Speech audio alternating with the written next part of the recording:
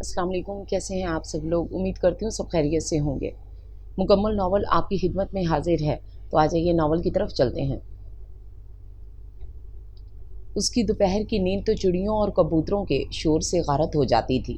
صبح وردہ افشین اور زین کی وجہ سے نماز پڑھ کر بھی نہیں سوتی تھی۔ زین کو اسکول اور وردہ اور افشین کو کالج بھیجتی۔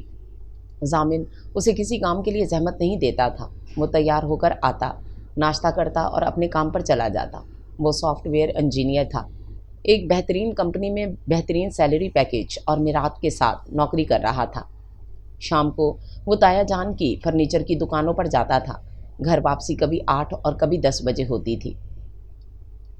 بھری دوپہر تک گھر میں تنہا ہوتی تھی۔ وہ گھر کا پھیلاوا سمیٹتی، صفائی کرتی، واشنگ مشین لگاتی، کیونکہ روز کے کپڑے روز دھونے کی عادت تھی۔ دوپہر کے لیے کھانا بناتی۔ اس وقت تک تینوں بچے آ جاتے تھے۔ کھانے کے بعد نماز ظہر پڑھتی تھی۔ دوپہر کے کھانے کے برتن وردہ یا افشین دھو لیتی تھیں، اور پھر وہ تینوں تو اپنے اپنے کمرے میں جا کر سو جاتے تھے، مگر ایک وہ تھی کہ باولی باولی پھرتی، اور الزام بیچاری سرمئی اور بھوری چڑیوں اور سفید کبوتروں کے سر جاتا تھا۔ گھر کے وسیع صحن میں چیکو، آلوچے، آم اور کھجور کے درخت لگے ہوئے تھے۔ چھوٹی چھوٹی کیاریاں بھی تھیں، جن میں گلاب، موتیا، رات کی رانی اور گیندے کے پھولوں والے پودے مہکا کرتے تھے۔ پھول پودوں کی بہتات تھی تو پرندوں کے ٹھکانے بھی اس گھر میں تھے، اور کسی وقت تو نہیں مگر دن کے اوقات میں یہ شور اسے اکتاہٹ میں مبتلا کر دیتا تھا۔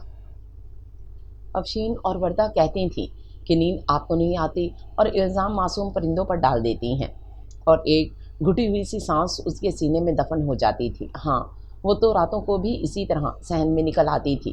کیاری کی منڈیروں پر رکھی کنڈیاں اٹھا کر دھوتی، تازہ پانی اور باجرہ ڈال کر رکھتی۔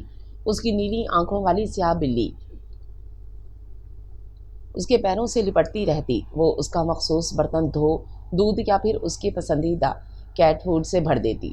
آم کے درخت کی مضبوط شاخ پر ڈالے جھولے پر بیٹھ کر دیر تک نادیدہ نقطے کو گھورتی رہتی، یا پھر ماضی کے کواڑ کھول کر یادوں کے کھنڈر میں گھومتی۔ کسی روزن، کسی منڈیر، کسی دالان، کسی دروازے سے کوئی چہرہ، کوئی لمحہ یا کوئی لہجہ جھانک کر کسی شریر بچے کی طرح اس کے تخیل کو چھو کر اسے اپنے پیچھے دوڑاتا، اور وہ بہت دور نکل جاتی۔ دوری، تم ناراض ہوتی ہو تو میری جان پر من آتی ہے۔ اس کی سماعت میں کسی کی آواز کی باز گزشت اب بھی تازہ ہوتی، تو اس طرح سے اسے سانس لینا بھی دوبھر کر دیتا تھا۔ وہ ایک ایک بات کو گھنٹوں سوچتی، یہاں تک کہ افشین یا وردہ میں سے کوئی اسے آ کر ہال میں کھینچ لاتا۔ کبھی ضامن کو چائے یا کافی کی طلب کچن کی طرف کھینچ لاتی، تو وہ انہی آہٹوں سے چونک جاتی تھی، مگر کچن کی طرف شاذ و نادر ہی جاتی تھی۔ اب بھی وہ دھوپ سے بے نیاز صحن کے آخری کونے میں لگے نل سے سرخ کنڈیوں میں پانی بھر رہی تھی۔ چڑیوں کے شور میں کبھی کبھی کوئل کی کوک سنائی دیتی تھی۔ اس نے سر اٹھا کر آم کے درخت کی طرف دیکھا۔ سبز پتوں سے مزین شاخوں پر سبز کچی کیریاں لگ چکی تھیں، وہیں کوئی کوئل بھی بیٹھی کوک رہی تھی۔ بارش کے موسم میں یہ آواز اسے بہت بھاتی تھی، مگر آج تو سخت گرمی تھی۔ آسمان کے سینے پر سورج کسی شعلے کی طرح جل رہا تھا، اور زمین کی طرف اس کے قہر سامہ شعلے کی لپٹیں لپک لپک کر آ رہی تھیں۔ اس نے کنڈیاں بھر کر رکھنے کے بعد گھر کے پچھلے حصے کی جانب پیش قدمی کی۔ پرندوں اور پودوں کے بعد اسے جس چیز کا شوق تھا وہ تھی مصوری۔ گھر کے پچھلے حصے میں موجود اسٹور روم کو اس نے سالوں پہلے اپنا اسٹوڈیو بنایا تھا۔ یہاں اس کی محنت ہی نہیں بکھری پڑی تھی، یہاں اس کی روح سانس لیتی تھی۔ وہ دن کا فارغ وقت یہاں گزارتی تھی۔ شاید یہ اسٹور روم ایک قبر کی طرح تھا، جہاں بہت سے جذبے دفن تھے، احساسات اور خواہشات کا مدفون خزینہ، جسے کوئی دریافت نہیں کرنا چاہتا تھا۔ مصوری اس کی خداداد صلاحیت تھی، جس میں نکھار وقت کے ساتھ آیا تھا۔ وہ بھی ضامن کی طرح سافٹ ویئر انجینئر ہوتی، مگر اس نے بچوں کی وجہ سے اپنی تعلیم ادھوری چھوڑ دی تھی، جس کا اسے کوئی قلق نہ تھا۔ 5 بجے افشین چائے کے کپ کے ساتھ حاضر ہوئی تو اس کی سوچوں کا تسلسل ٹوٹا، اور کینوس پر رنگ بکھیرتا برش رکا۔ بہادری، آپ نے تو کمال کر دیا۔ وہ اس تخیل کو دیکھ کر داد دیے بغیر نہیں رہ سکی۔ وہ مسکرا بھی نہ سکی۔ ڈوبتا سورج اور ریت کے ذروں پر ابھرتے دو چہرے، دو وجود، اور ان کی آنکھوں جن میں دھوپ اور ریت چبھ رہی تھی۔ دو چہرے دور تک پھیلے صحرا کا ہی حصہ تھے۔ ان ریت کے ذروں سے ہی ان کا وجود تخلیق ہوا تھا۔ اداس چہرے جلتی ریت میں ایک دوسرے کو تک رہے تھے، ساتھ مگر دونوں اپنا اپنا کرب جھیلتے ہوئے۔ ایسا لگتا ہے دری آپ اپنی ہر تخلیق کو اپنی اداسی سے سینچتی ہیں، یا پھر یہ تخلیقات آپ کے تخیل سے اداسی کا خراج وصولتی ہیں۔ کبھی تو آپ کوئی ہنستی مسکراتی تصویر بھی تخلیق کریں۔ وردہ کا اپنا ہی بے لاگ تبصرہ ہوتا تھا۔ وہ بھی افشین کے پیچھے آ گئی تھی۔ چلو باہر چل کر چائے پیتے ہیں، زین کہاں ہے؟ اس نے اپنا کپ تھام کر چہرے پر ابھر آنے والے تاثرات کو ظاہر کرنے کی کوشش میں رخ موڑ کر باہر نکلنے میں عجلت دکھائی تھی۔ چاچو کے ساتھ اپنی پسند کی ریفریشمنٹ لینے گیا ہے۔ آپ تو کمرے میں بند ہیں، پتہ ہی نہیں کہ باہر موسم کیسا ہو رہا ہے۔ اس نے باہر آ کر سر اٹھا کر دیکھا۔ دوپہر تک تو سورج آگ برسا رہا تھا، مگر اب موسم کے تیور بدل گئے تھے۔ بدمست ہوا کے ہاتھ میں ہاتھ دیے کالی کالی بدلیاں شریر ہم جولیوں کی مانند ایک دوسرے کا تعاقب کرتی آ رہی تھیں۔ کتنا عرصہ بیتا، اس نے موسموں کی جوالانی کو محسوس کرنا ہی چھوڑ دیا تھا۔ تھی نہ حیرت کی بات، ایک تخلیق کار کو تو ایسے موسم میں رنگ، خوشبو اور چائے یاد آتی ہے، اور وہ سب چھوڑ چھاڑ کر کمرہ نشین ہو جاتی تھی۔ اتنا ہی نہیں بلکہ سختی سے ان لوگوں کو بھی کمرے اور گھر سے نکلنے سے منع کر دیتی تھی۔ اس کے اندر کسی سرخوشی کا احساس بیدار نہیں ہوتا تھا، بس ایک خوف تھا۔ اس برستی بارش میں ضامن اور زین کے باہر جانے کا سن کر بھی وہ گھبرا گئی تھی۔ چلو تم اندر جا کر بیٹھو، میں ضامن کو کال کرتی ہوں۔ وہ اسپاٹ چہرے کے ساتھ اندر کی طرف بڑھی، لیکن وردہ نے اس کی ایک نہ سنی۔ کہیں نہیں جا رہی آپ، اور نہ ہم کمرے میں بند ہو کر بیٹھیں گے، ہمارے ساتھ موسم انجوائے کریں۔ وہ بھی اٹل تھی، اس کی کوئی ضرورت نہیں ہے، میرے ساتھ رات کے کھانے کی تیاری کرواؤ۔ اس کا وہی سخت انداز تھا۔ وردہ نے کمر پر ہاتھ رکھ کر اسے گھورا۔ افشین صحن میں جھولے پر جا بیٹھی تھی۔ وہ شیڈ کے نیچے کھڑی تھی۔ برآمدے کی چھت کے ساتھ یہ شیڈز تایا جان نے لگوائے تھے۔ گھر ابھی تک معمولی تبدیلی، رنگ و روغن اور مرمت کے باوجود بنیادی طور پر پرانی طرز پر ہی تھا۔ ضامن نے پچھلے سالوں میں کچھ کچن، واش رومز وغیرہ میں ہی تبدیلی کروائی تھی۔ کار پارک کرنے کے لیے پچھلے صحن کی طرف گیراج تھا۔ نیچے 5 کمرے اور اوپر والے پورشن میں 3 کمرے تھے جو بند ہی رہتے تھے۔ اس سے اوپر کشادہ چھت تھی جہاں رات میں ضامن ہی جاتا تھا۔ وہ جانتی تھی کہ وہ اسموکنگ کرنے لگا ہے، مگر کچھ عرصے سے ان کے درمیان ایک جھجک سی حائل ہو گئی تھی، ایک نامحسوس سی گریز کی دیوار تھی۔ وہ خاموشی سے اس دیوار پر روز ایک نئی اینٹ رکھ رہے تھے۔ صبح و شام ایک دوسرے سے سامنا ہوتا تھا، مگر ضرورت سے زیادہ بات کرنا وہ ترک کر چکے تھے۔ پہل یقیناً دریاب نے کی تھی۔ ضامن نے بھی کبھی سبب جاننے کی کوشش نہیں کی، یا پھر اس کی ضرورت تھی ہی نہیں۔ وہ بچوں اور گھر کے جھمیلوں میں مصروف رہتی تھی۔ گھر کشادہ تھا اور دریاب کو اسے سجانے سنوارنے میں وقت گزارنے کی عادت ہو گئی تھی۔ دری، آپ کہیں نہیں جا رہی ہیں، اور کھانے کا کیا ہے؟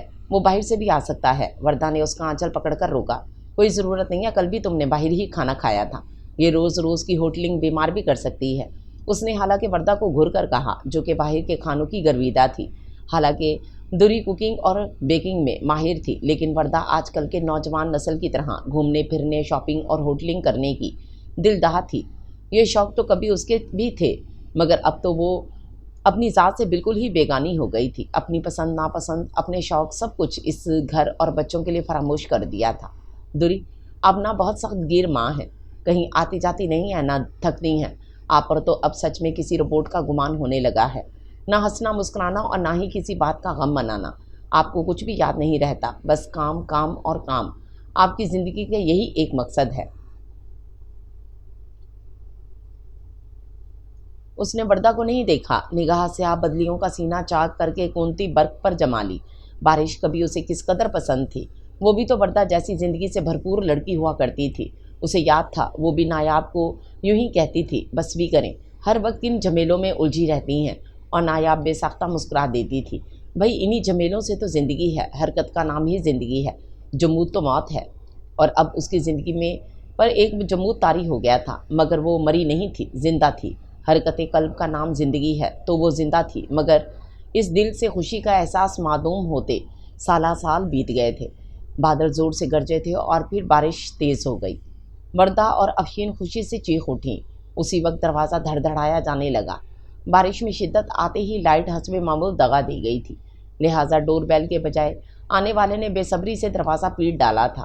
اس نے خالی کپ میز پر رکھا اور دونوں کو بارش میں بھیگتا چھوڑ کر دروازہ کھولنے چلی۔ اسے زین کا خیال تھا، چنانچہ اس نے کندھے پر جھولتے دوپٹے اور اپنے بکھرتے کھلے بالوں اور کانپتے وجود کی پرواہ نہیں کی، دروازہ جھٹ سے کھول دیا اور اس لیے بھی جلدی میں بری طرح ٹھٹک کر رہ گئی، حالانکہ افشین نے بتایا بھی تھا کہ زین چاچو کے ساتھ ہی گیا ہے، اور اب سامنے ضامن کو دیکھ کر وہ بری طرح سٹ پٹائی تھی۔ اس نے پہلی نظر کے بعد دوسری نظر نہیں ڈالی اور اس کی راہ سے ہٹتے ہی وہ ہاتھوں میں پکڑے سامان کے ساتھ اندر بڑھ گیا۔ کیا ضرورت تھی اس موسم میں باہر جانے کی؟ پتہ ہے نا مجھے نہیں پسند۔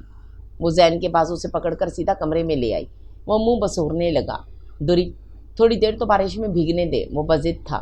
اس نے آنکھیں دکھائیں۔ بالکل نہیں، وہ واقعی سخت گیر ماں تھی۔ کپڑے چینج کرو فوراً۔ الماری سے کپڑے نکال کر اسے پکڑاتے ہوئے بولی۔ اس کے چہرے پر موجود انکار اور ناراضگی کی اس نے پرواہ نہیں کی۔ تبھی دروازے پر ضامن کا چہرہ نمودار ہوا تھا۔ وہ بھیگا دوپٹہ ہی کندھوں پر ڈالے ہوئے تھی۔ ضامن نے اب بھی اسے دیکھنے سے گریز برتتے ہوئے کمرے میں نظر دوڑائی۔ زین کہاں ہے؟ وہ نہ بھی پوچھتا تو بھی وہ جانتی تھی وہ اسے بلانے آ سکتا تھا۔ چینج کر رہا ہے۔ ضامن نے اسے ایک بار دیکھا تھا، مگر نگاہوں میں ذرا سی حیرانی اور پھر برہمی کا تاثر لیے۔ تھوڑی دیر اسے بھی انجوائے کرنے دو، کیوں اس پر اتنی پابندی لگاتی ہو؟ بچہ ہے وہ بھی۔ اس نے سرد نگاہ ضامن پر ڈالی۔ وہ بچہ ہے، اسے تو اندازہ نہیں ہے، مگر ہمیں تو علم ہے کہ وہ ذرا سی بے احتیاطی نہیں برداشت کر سکتا۔ اگر بیمار ہو گیا؟ ضامن نے اسے خشمگی نظروں سے دیکھا۔ زندگی اگر مگر اور خدشات کے بغیر گزارنے دو ان بچوں کو۔ تمہاری یہ پابندیاں زین کو اعتماد سے عاری بزدل انسان بنا دیں گی۔ ایک مرد کو ہر طرح کے حالات فیس کرنا ہوتے ہیں، اسے اپنے پروں میں چھپائے رکھو گی تو یہ کیسے دنیا کے سرد و گرم سے رہنے کا عادی بنے گا؟ اسے ان بارشوں سے مت ڈراؤ۔ سارے موسم اللہ کی دین ہیں، ان موسموں سے خائف ہونا چھوڑ دو۔ آندھی، طوفان، بارش، انسان ان سب سے لڑ کر مقابلہ کر کے ہی زندگی گزارتا ہے۔ سبھی حالات کا مقابلہ کیسے کرنا ہے سیکھنے دو۔ وہ اس مشورے پر برہم سی ہو گئی۔ مجھے جو صحیح لگتا ہے وہ کر رہی ہوں، اور جب وہ بڑا ہوگا، اور وہ اس کی پوری بات سنے بغیر پلٹ گیا تھا۔ دریاب کا چہرہ ہزیمت کے احساس سے سلگ گیا۔ کتنے دن بعد وہ اس سے مخاطب ہوا تھا؟ شاید 15 دن پہلے اس نے زین کو تھپڑ مارا تھا۔ وہ ایسے ہی برستی بارش میں بتائے بغیر اپنے دوست کے گھر چلا گیا تھا اور دوری غصے میں وہیں پہنچی تھی۔ اس نے زین کو کچھ بھی کہنے کا موقع دیے بغیر تھپڑ رسید کیا اور کھینچتے ہوئے گھر لائی تھی۔ وہ کچن میں تھی۔ اس بات کا فائدہ اٹھا کر اس نے چچا سے اپنے دوست کے گھر جا کر فٹ بال کھیلنے کے لیے جانے کی ضد منوا لی تھی۔ افشین نے اسے صرف یہی بتایا تھا کہ زین اپنے دوست سعد کے گھر گیا ہے، اور وہ ایک ساتھ کی تاخیر کیے بغیر کندھوں پر موجود دوپٹہ سر پر لیتی برابر والے گھر پہنچ گئی تھی۔ گھر آنے پر اسے معلوم ہوا تھا کہ وہ ضامن سے پوچھ کر گیا تھا، بلکہ ضامن خود سعد کے والد ایاز صاحب کو کہہ آیا تھا کہ اسے آدھے گھنٹے کے لیے چھوڑ کے جا رہا ہے، وہ خود اسے لینے آئے گا، اسے تنہا نہ نکلنے دے۔ مگر دریاب کا رد عمل شدید تھا۔ کس کی اجازت سے گئے تھے تم؟ منع کیا تھا نا میں نے۔ ضامن اس کی آواز سن کر اپنے کمرے سے نکلا تھا۔ میری اجازت سے گیا تھا۔ وہ اس کے غصے سے سہمے ہوئے زین کو اس کے چنگل سے نکالنے کے لیے آگے بڑھا تھا۔ جب میں منع کر چکی تھی، کیوں بھیجا تھا تم نے اسے؟ وہ تند و تیز لہجے میں مستفسر ہوئی۔ بچہ ہے، اگر دوست کے گھر جانے کی ضد کر رہا تھا تو یہ کوئی بری بات نہیں۔ ایاز بھائی کے گھرانے کو ہم برسوں سے جانتے ہیں، اور میں کسی کو نہیں جانتی۔ اپنے بچے کے لیے مجھے کسی پر اعتبار نہیں۔ آئندہ یہ میری مرضی کے بغیر کہیں نہیں جائے گا۔ وہ وردہ افشین اور زین کی پرواہ کیے بغیر اسی طرح بلند آواز میں بولی تھی۔ ضامن کے جبڑے بھیج گئے۔ وہ ہر بار بچوں کے معاملے میں اپنے فیصلے کو ترجیح دیتی تھی۔ تمہاری مرضی، تمہاری مرضی اسے چار دیواری میں قید کر کے رکھنے کی ہے۔ ان بچوں کو کمزور مت بناؤ۔ دوست، دشمن، اچھے برے کی تمیز مشاہدہ اور تجربہ سکھاتا ہے۔ یہ ان کے سیکھنے کی عمر ہے۔ میں اسے اپنی ذمہ داری پر وہاں چھوڑ کر آیا تھا۔ مجھے اعتبار نہ ہوتا تو کبھی آدھے گھنٹے تو کیا 5 منٹ کے لیے بھی نہ بھیجتا۔ اس کا غصہ بھی کسی طوفان سے کم نہ تھا۔ یہ میری ذمہ داری ہے اور مجھے ان کے معاملے میں کسی پر اعتبار نہیں۔ وہ جو منہ میں آیا کہہ کر چلی گئی تھی۔ ضامن پہلے ہی اس سے بہت فاصلے پر تھا۔ اس کے بعد دریاب کی طرف سے بالکل ہی لا تعلق ہو گیا۔ وہ منمانی کرنے کی عادی تھی، کب کسی کو خاطر میں لاتی تھی۔ بچوں سے محبت اور ان کے معاملے میں اپنے ابہام اور اندیشوں سے آگے اسے کچھ نظر ہی نہیں آتا تھا۔ آج پھر وہ ضامن کی بات کو غیر اہم گردان رہی تھی۔ کیا وہ اس کی ذات کی نفی کر رہی تھی؟ وہ سوچنا بھی نہیں چاہتی تھی۔ زین پھولے ہوئے منہ کے ساتھ چینج کر کے واش روم سے باہر آیا تھا۔ اس نے سر جھٹک کر لبوں کو پھیلایا اور بسد مسکراتے ہوئے اسے بازو سے پکڑا اور جھک کر اس کے پھولے پھولے رخسار چوم لیے۔ دوری کی جان، آپ کو پتہ ہے نا آپ کو بیمار دیکھ کر مجھے کتنی تکلیف ہوتی ہے۔ اس کا لہجہ بھیگ گیا تھا۔ زین نے اسبات میں سر ہلایا اور اس کے گال کو چوم لیا۔ دری، میں بیمار نہیں ہوں گا، میں شیڈز کے نیچے بیٹھ کر بارش دیکھ لوں گا۔ اس نے اسبات میں سر ہلایا۔ میں بھی چینج کر کے آتی ہوں۔ کیا کیا لائے ہو تم بازار سے؟ وہ اسے باتوں میں لگا کر بہلانا چاہتی تھی۔ زین اسے انگلیوں پر گن کر بتانے لگا۔ پیزا، سموسے، cheese roll, chicken sandwich, fries, biscuits, chocolates اور لمبی فہرست تھی۔ وہ اس کا دھیان بارش کی طرف سے ہٹانے میں کامیاب ہو گئی تھی۔ کچھ دیر بعد وہ لباس تبدیل کر کے کچن میں موجود تھی۔ افشین اور وردہ اب بھی بارش میں بھیگ رہی تھیں۔ ضامن اور زین ٹی وی لاؤنج میں کوئی سائنس فکشن اینیمیٹڈ مووی دیکھ رہے تھے اور ساتھ ہی ریفریشمنٹ سے انصاف بھی کر رہے تھے۔ اس گھر میں سکون تھا مگر اس کا دل بے چین تھا۔ ایک خوف کے آکٹوپس نے اسے جکڑ رکھا تھا۔ ضامن اور دریاب اس گھر کے دو فرد تھے۔ وہ دونوں ایک دوسرے کے مرہون منت اپنے فرائض نبھا رہے تھے۔ گھر کے ایسے دو مضبوط ستون جن میں سے اگر ایک نے بھی ذرا فرائض کی بار سے تھک کر اس بوجھ کو اتار پھینکنا چاہا تو پوری چھت سر پر آ گرنے کا احتمال تھا۔ اس خوف سے وہ دونوں ہی مضبوطی سے غیر متزلزل جمے کھڑے تھے، یا شاید انتظار کر رہے تھے کہ پہلے کون تھکتا ہے۔ وہ دیکھ رہے تھے تھکن دونوں کے چہروں سے ہوئیدہ تھی، بس ذرا سی جنبش اور پھر اس گھر کی دیواریں، چھت سمیت زمین بوس ہو جانے سے کوئی نہیں روک سکتا تھا۔ بارش کی چند بوندیں میرے دل کو بھگوئیں، ہائے کسی کے آنے کی خوشی میری جان لے نہ جائے، آنے میں نہ تو دیر کر میری جان نکل نہ جائے۔ بارش کا تو کیا باتوں کا بھی دور دور تک نام نہ تھا، مگر سمندر کی جانب سے آنے والی ہوائیں بڑی فرحت بخش تھیں۔ اس کے مزاج پر بھی اس سحر خیز باد نسیم کا اثر ہو گیا تھا۔ وہ بڑی جاں فشانی سے اپنے سفید کبوتروں کا نیا پنجرا سیٹ کرنے میں لگا ہوا تھا۔ اس کام کی تکمیل کے بعد اپنے کبوتروں کے لاڈ اٹھاتے ہوئے انہیں پنجرے میں ڈال رہا تھا۔ اس کا یہ شوق کسی کو بھی پسند نہیں تھا، مگر دریاب پرندوں کی دیوانی تھی۔ کبوتروں کی غٹر غوں، چڑیوں کی چہچہاٹ اور کوئل کی کوک اس کی پسندیدہ ترین موسیقی تھی، مگر اسے تایا جان کے لاڈلے صاحبزادے اعظم کی آواز اسے اس قدر ناگوار گزرتی تھی۔ ایک تو بھاری آواز، پھر اونچے سر، اسے ہی کیا تمام اہل خانہ کو یہی لگتا تھا جیسے کوئی سماعت پر ہتھوڑے برسا رہا تھا۔ چپ بھی ہو جاؤ زارے، میں اپنا ٹیسٹ یاد کر رہی تھی اور تمہاری آواز نیچے تک آ رہی ہے، تمہیں تو ذرا احساس نہیں ہے۔ کل سر صادق کے ٹیسٹ میں یہی گانا لکھ کر آ جانا۔ وہ اس کے سر پر پہنچ کر چیخی تھی۔ زارے سے وہ سال بھر چھوٹی تھی۔ زارے اور ضامن اس کا بچپن سے مقابلہ ہوتا تھا۔ جب ان دونوں نے 4 سال کی عمر میں اسکول جانا شروع کیا تو وہ بھی ان کے ساتھ جانے کے لیے مچل گئی تھی، اور پھر گھر والوں کو اس کی ضد مانتے ہی بنی تھی، اور تب سے وہ تینوں ساتھ تھے۔ کون سا ٹیسٹ؟ کیسا ٹیسٹ؟ کل تو سر صادق آئیں گے ہی نہیں کیونکہ موصوف کی طبیعت ناساز ہے۔ مجھے ابیرہ نے بھی میسج کیا ہے۔ اس نے گھر کر زارے کو دیکھا۔ تو تم مجھے اب بتا رہے ہو؟ اور ذرا یہ تو بتاؤ، یہ ابیرہ تمہیں کس خوشی میں میسج کر رہی ہے؟ وہ اس پر آسینے چڑھا کر چڑھ دوڑی، ساتھ ہی اس کے گھنے بال بھی مٹھی میں دبوچ لیے۔ وہ بری طرح چیخا تھا، اف چڑیل، میرے بال تو چھوڑو۔ وہ زمین پر پنجوں کے بل بیٹھا ہوا تھا۔ ہاتھ میں موجود کبوتر پر اس کی گرفت ڈھیلی پڑی اور وہ پر پھڑپھڑاتا اس کے ہاتھ سے نکل کر منڈیر پر جا بیٹھا۔ تم پہلے بتاؤ، اس نے تمہیں میسج کیوں کیا؟ اس نے ہاتھ کو جھٹکا دیا۔ زہرے کے لبوں سے ایک اور دردناک چیخ نکلی، یار بتاتا ہوں، وہ بس مجھ سے دوستی کرنا چاہتی ہے۔ اس کی کلائی کو جکڑ کر اپنے بال اس کی گرفت سے آزاد کرواتے ہوئے وہ بولا تھا۔ کیوں دوستی کرنا چاہتی ہے؟ وہ کمر پر ہاتھ رکھتے ہوئے مستفسر ہوئی تھی۔ زہرے نے بالوں میں انگلیاں پھنسا کر انہیں سنوارا اور کندھے اچکا دیے جیسے کہہ رہا ہو میں نہیں جانتا۔ زہرے، تم اس فیشن انڈسٹری سے دور رہو گے، چلتا پھرتا فتنہ ہے وہ لڑکی۔ وہ تل ملا رہی تھی۔ یہ فیشن انڈسٹری کی اصلاح بھی اسی نے ابیرہ کو دی تھی۔ اس کا تعلق اپر کلاس سے تھا اور وہ وہیں کے طور طریقوں کے مطابق بنتی سنورتی تھی، بلکہ ہر نئے فیشن کی تقلید کرتی تھی۔ ذہین تو وہ بلا شبہ تھی، جتنی محنت دریاب جیسی اوسط درجے کی ذہانت رکھنے والی لڑکی کو کرنی پڑتی تھی، اتنی محنت ابیرہ، زارے اور ضامن جیسے ذہین و فطین طالب علموں کو نہیں کرنی پڑتی تھی۔ وہ تینوں ٹاپر تھے، ان میں ہمیشہ مقابلہ رہتا تھا۔ وہ کافی عرصہ سے دکھ رہی تھی ابیرہ کا جھکاؤ زارے کی طرف ہوتا جا رہا ہے، مگر نوبت کال اور میسیجز تک آ گئی، یہ اس کے علم میں نہیں تھا۔ زارے، اپنا موبائل دو۔ ایک خیال اس کی آنکھیں چمکا گیا۔ زارے نے اسے گھر کر دیکھا۔ نہیں کروں گا اس سے بات، اگر تم جلسی میں کوئی الٹی سیدھی حرکت نہیں کرو گی تو۔ اس نے دانت پیسے۔ کیوں نہ کروں میں کوئی الٹی سیدھی حرکت؟ وہ لڑکی تم پر کرش رکھتی ہے، میں اندھی نہیں ہوں، وہ بگڑ کر بولی تھی۔ ہاں، تمہاری آنکھیں خاصی بڑی بڑی اور روشن ہیں، اور ان کی قسم مجھے ابیرہ میں فی الحال کوئی دلچسپی نہیں ہے۔ وہ شرارت سے گویا ہوا۔ فی الحال مطلب آئندہ کا ارادہ ہے۔ وہ غصے سے چیخی تھی۔ ارے یار مذاق کر رہا ہوں۔ اس نے دونوں ہاتھ کھڑے کر دیے۔ ڈر تھا کہیں وہ دوبارہ تخریب کاری پر مائل ہو کر اس کے ریشمی بالوں کی شامت نہ لے آئے۔ موبائل دو مجھے، اس نے دھونس سے کہا۔ اس بار زارے نے شرافت سے موبائل اسے پکڑا دیا۔ اس نے ابیرہ کا نمبر دیکھ کر منہ بنایا۔ پھر اس کی انگلیاں تیزی سے میسیج ٹائپ کرنے لگیں۔ پلیز مجھے دوبارہ میسیج یا کال مت کیجیے گا۔ میں آپ سے دوستی نہیں کر سکتا کیونکہ میری منقوہہ کو نہیں پسند۔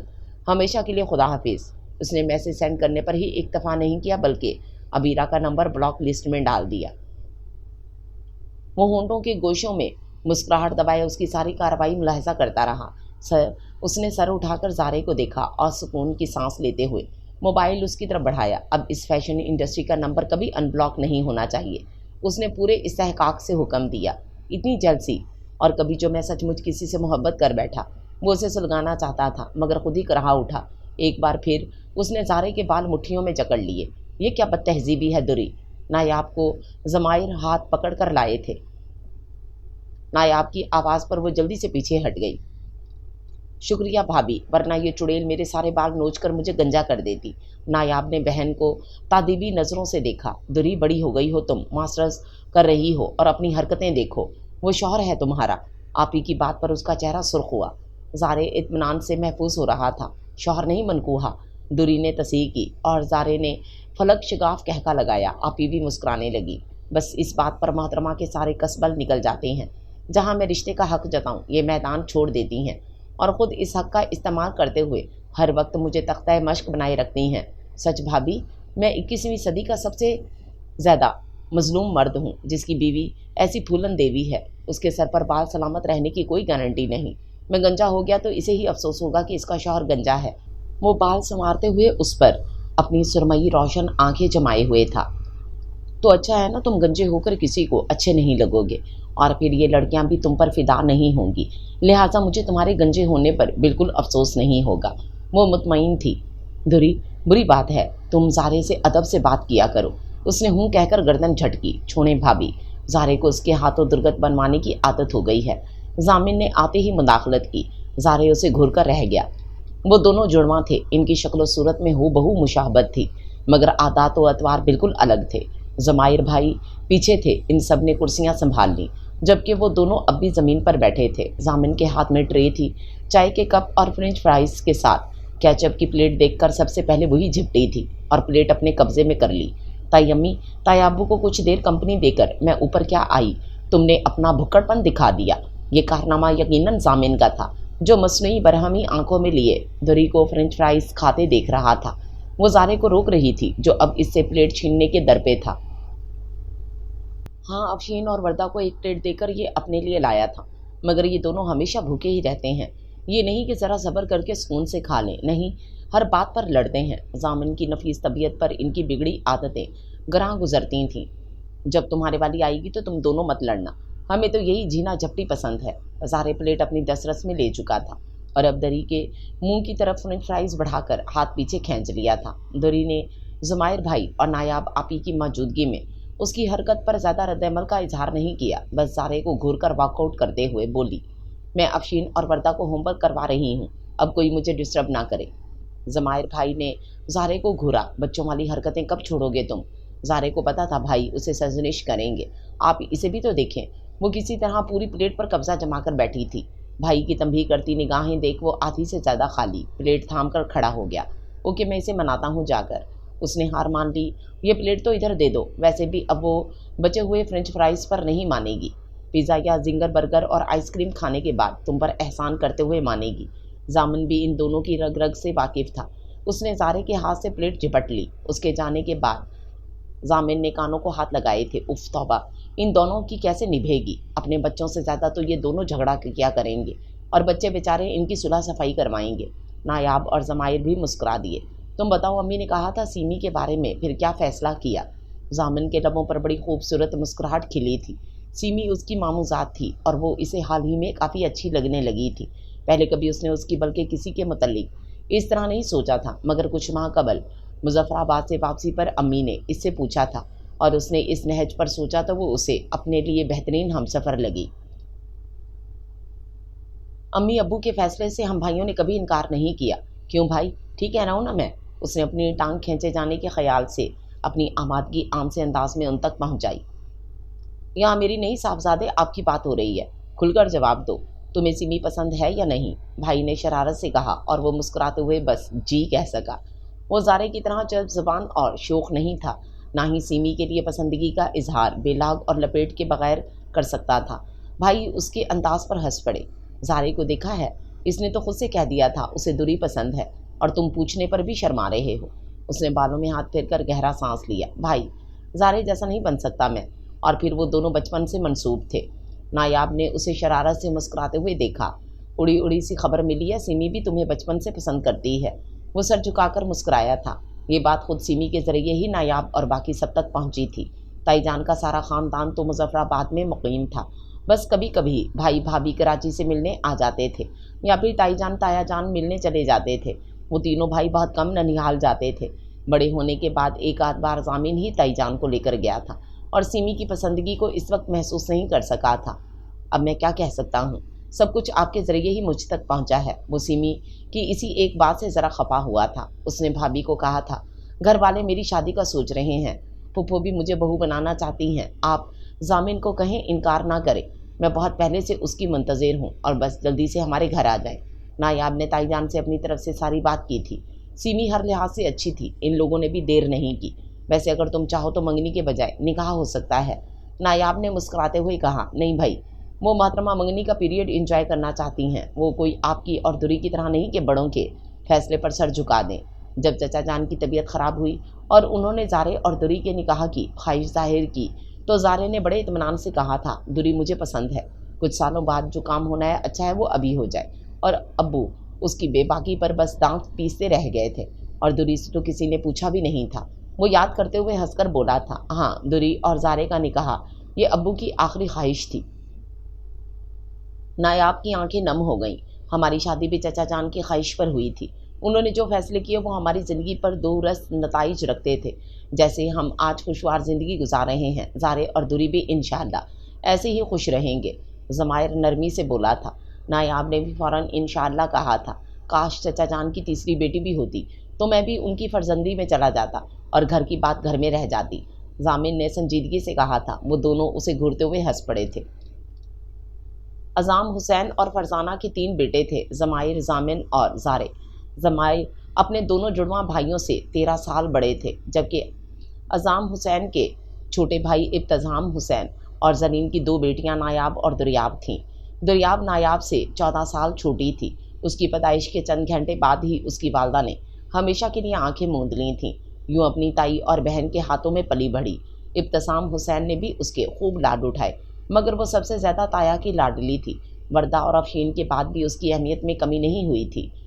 عظام صاحب اور فرزانہ بیگم نے اسے ہمیشہ سب بچوں پر ترجیح دی تھی، تو وجہ اس کی سادگی اور بچپنا تھا۔ زارے اور ضامن سے اس کا سال بھر کا فرق تھا، مگر وہ انہیں بڑا سمجھتی کب تھی۔ وہ دونوں سے ہمیشہ برابری کرتی تھی۔ ضامن صلح جو طبیعت کا حامل تھا، مگر زارے اسے خوب تنگ کرتا تھا۔ وہ بھی پھر اسے تایا تائی سے ڈانٹ پڑوا کر اس سے بھرپور بدلہ لیتی تھی، جیسے اب ایک پلیٹ فرنچ فرائز کے بدلے اسے پیزا کھلانا پڑ رہا تھا۔ اب تو خوش ہے ہماری بیٹی، اس نے پیزے سے انصاف کرتے ہوئے سر ہلایا۔ تایا جان سے کہہ دیں یونیورسٹی میں فضول دوستیاں نہ کرے، اسے بروقت یاد آ گیا۔ زارے نے دانت پیسے تھے، جبکہ باقی سب مسکرا رہے تھے۔ کس قسم کی دوستیاں؟ تائی جان نے بیٹے کو گھورا۔ تائی جان، سب قسم کی دوستیاں، یہ تو لڑکیوں سے بھی دوستی رکھنے لگا ہے۔ اس کی آنکھیں دکھانے کو دوری نے اہمیت نہ دی۔ زارے، سدھر جاؤ، تم یونیورسٹی پڑھنے جاتے ہو یا لڑکیوں سے دوستیاں کرنے؟ اگر تھوڑی شرم ہے تو گھر کی بیٹیوں کا سوچو۔ اگر کل کو کوئی تمہارے گھر کی بچیوں سے دوستی کرے گا تو غیرت جوش مارے گی۔ اسی غیرت اور حمید کو اپنے لیے بھی جگائے رکھو۔ والدہ کا کرارا لہجہ اور تیز الفاظ اس کا چہرہ سرخ کر گئے۔ ماں باپ نے ہمیشہ ان کے کردار اور اخلاق پر توجہ دی تھی۔ اس نے دوری کو شکوہ کی نظروں سے دیکھا، مگر وہ مطمئن تھی۔ امی، ایسی کوئی بات نہیں ہے، وہ لڑکی ہماری کلاس فیلو ہے، میری دوست نہیں۔ اس کا لہجہ خشک تھا، ہونی بھی نہیں چاہیے۔ والدہ نے تنبیہ کی۔ تمہیں تو میں دیکھ لوں گا۔ اس نے سب سے نظر بچا کر اسے منہ پر ہاتھ پھیر کر دھمکی دی۔ اس نے ہوں کہہ کر سر جھٹکا۔ پھر اس کی تازہ شکایت لگانے کے لیے منہ کھولتی اس سے قبل زارے نے ہاتھ جوڑ کر اسے چپ رہنے کا اشارہ کر دیا۔ وہ اس کی بے بسی پر کھلکھلائی تھی۔ تھینک یو سو مچ تائی جان۔ ٹیشو سے ہاتھ صاف کر کے پاس بیٹھی تائی کے گلے لگ گئی۔ آخر زارے کی طبیعت صاف کر کے اسے سکون آیا تھا۔ کیا کہوں دیدہ تر، یہ تو میرا چہرہ ہے۔ سنگ کٹ جاتے ہیں بارش کی جہاں دھار گرے۔ یادیں تھی کہ بارش کے ساتھ زخم مزید ٹیس دینے لگتے تھے۔ آج ہلکی بارش برس رہی تھی مگر اس کے اندر یادوں کا موسم در آیا تھا۔ دوری کھانا میں لگا دوں گی اور آپ اب کچن سے جائیں۔ افشین نے اس کے ہاتھ سے پلیٹیں لے کر سلیب پر رکھیں۔ وہ بھی بغیر کوئی چوں چرا کیے کچن سے باہر آ گئی۔ سارا دن وہ گھر کے کام کرتی تھی مگر ذہن کے دریچے پر دستک دینے والی یادوں کی بوچھاڑ سے دھیان ہٹائے ہٹتا ہی نہ تھا۔ دریاب، آپ کھانا نہیں کھائیں گی؟ اسے کمرے کی طرف جاتے دیکھ کر زین نے استفسار کیا۔ ضامن البتہ LED کی طرف متوجہ تھا۔ نہیں، مجھے بھوک نہیں ہے، اس نے جواب دے کر رکنے کی ضرورت محسوس نہیں کی اور کمرے میں آ گئی۔ یہی کمرہ جو ہمیشہ سے اس کا اپنا تھا، جس کے دور و دیوار نے اسے ہنستے کھلکھلاتے خواب بنتے بھی دیکھا تھا اور کسی کی یاد میں آنسو بہاتے تڑپتے کراہتے بھی۔ ایسا کیوں ہوتا ہے؟ ساون کی ہوائیں گزرے زمانوں کی یادوں کی خوشبو کیوں لیے چلی آتی ہیں؟ ان ہواؤں سے پرانے درد کیوں جاگنے لگتے ہیں؟ زخموں سے ٹیس کیوں اٹھنے لگتی ہے؟ ایسا کیوں ہوتا ہے؟ وہ کھڑکی سے پردہ ہٹا کر باہر دیکھ رہی تھی۔ آنکھوں سے جل تھل ہونے لگی۔ یہ گھر کبھی کیسا ہرا بھرا ہوتا تھا۔ وہ بہت چھوٹی تھی، شاید 6 سال کی، جب دادی کا انتقال ایک طوفانی رات کو ہوا۔ اس کی آنکھ کھلی تو نایاب آپی کے رونے کی آواز آئی تھی مگر وہ پھر سے سو گئی تھی اور صبح اسے پتہ چلا تھا کہ رات دادی کا انتقال ہو گیا۔ وہ اس وقت چھوٹی تھی، جلدی بہل گئی تھی اور پھر اس کے بابا بھی ایسی ہی ایک طوفانی رات کو چپ چاپ انہیں چھوڑ کر راہ عدم کے مسافر بن گئے تھے۔ اس کے بعد بھی اسے بارش سے خوف نہیں آتا تھا۔ یہ خوف تو اسے 8 سال پہلے دیمک کی طرح کھانے لگا تھا۔ اس نے ماں کا لمس کبھی محسوس نہیں کیا تھا کیونکہ ماں اسے جنم دے کر اس دار فانی سے کوچ کر گئی تھی۔ نایاب اس سے بڑی تھی۔ دادی، تائی اور نایاب آپی اس کے لیے تینوں خواتین ہی ماں تھیں۔ ابو بے حد شفیق اور محبت کرنے والے تھے۔ تایا جان ان سے بھی بڑھ کر تھے۔ ضمائر بھائی دوری کے لیے آئیڈیل انسان تھے۔ نایاب اور ضمائر کی شادی ابتسام حسین کی خواہش پر ہوئی تھی۔ اس وقت دوری صرف 4 سال کی تھی اور تبھی اسے زارے سے منسوب کر دیا گیا تھا۔ اس نے انٹر کیا اور اس کا زارے سے نکاح ہو گیا۔ ابتسام حسین دوسری بیٹی کے فرض سے سبکدوش ہو کر ایسا سوئے کہ اگلی صبح اٹھ ہی نہ سکے۔ اس دن نایاب اور دریاب یتیم ہو گئی تھیں مگر اس گھر کے مکینوں نے انہیں کبھی کسی محرومی کا احساس نہ ہونے دیا۔ نایاب 2 بیٹیوں کی ماں تھی۔ باپ کی اچانک موت نے نایاب کو بھی گہرا زخم دیا تھا۔ اس کے باوجود گھر کا ہر فرد سب سے زیادہ دریاب کی فکر میں ہلکان رہتا تھا۔ آپی اور ضمائر بھائی اپنی بیٹیوں وردہ اور افشین کی طرح اس کا بھی خیال رکھتے تھے اور زارے، وہ تو تھا ہی اس کے لیے سراپا محبت۔ وہ خود بھی زارے کے معاملے میں بے حد حساس تھی۔ محبتوں کے معاملے میں وہ ہمیشہ سے غنی تھی۔ پہلے بھی اسے بے تحاشا محبتیں حاصل تھیں اور اب وردہ، افشین اور زین کے گرد اس کی زندگی گھومتی تھی۔ ان بچوں کی محبتیں اس کا اثاثہ تھیں۔ ایک بار کوئی دل کی زمین پر بے لوث محبت کا بیج بو دے تو کئی نسلیں ان گنت رنگوں اور بے مثال خوشبو والے پھولوں کی فصل کاشت کرتی ہیں۔ کئی نسلیں اس شجر کے سائے تلے بیٹھتی ہیں جسے محبت کی فضا، خلوص اور اثار کی مٹی میسر آ جائے۔ وہ بھی ایک ایسا ہی شجر بننا چاہتی تھی جیسے کبھی تائی جان، تایا جان، نایاب آپی اور ضمائر بھائی اس کے لیے تھے۔ فضا میں اب بھی کہیں مٹی کی خوشبو رچی بسی تھی۔ 2 دن سے بارش نہیں برسی تھی لیکن آج پھر بادلوں سے ہوا نے چھیڑ چھاڑ کی تھی اور چند گراں قدر آبدار موتی زمین والوں پر لٹا کر بے نیازی سے چل دی تھی۔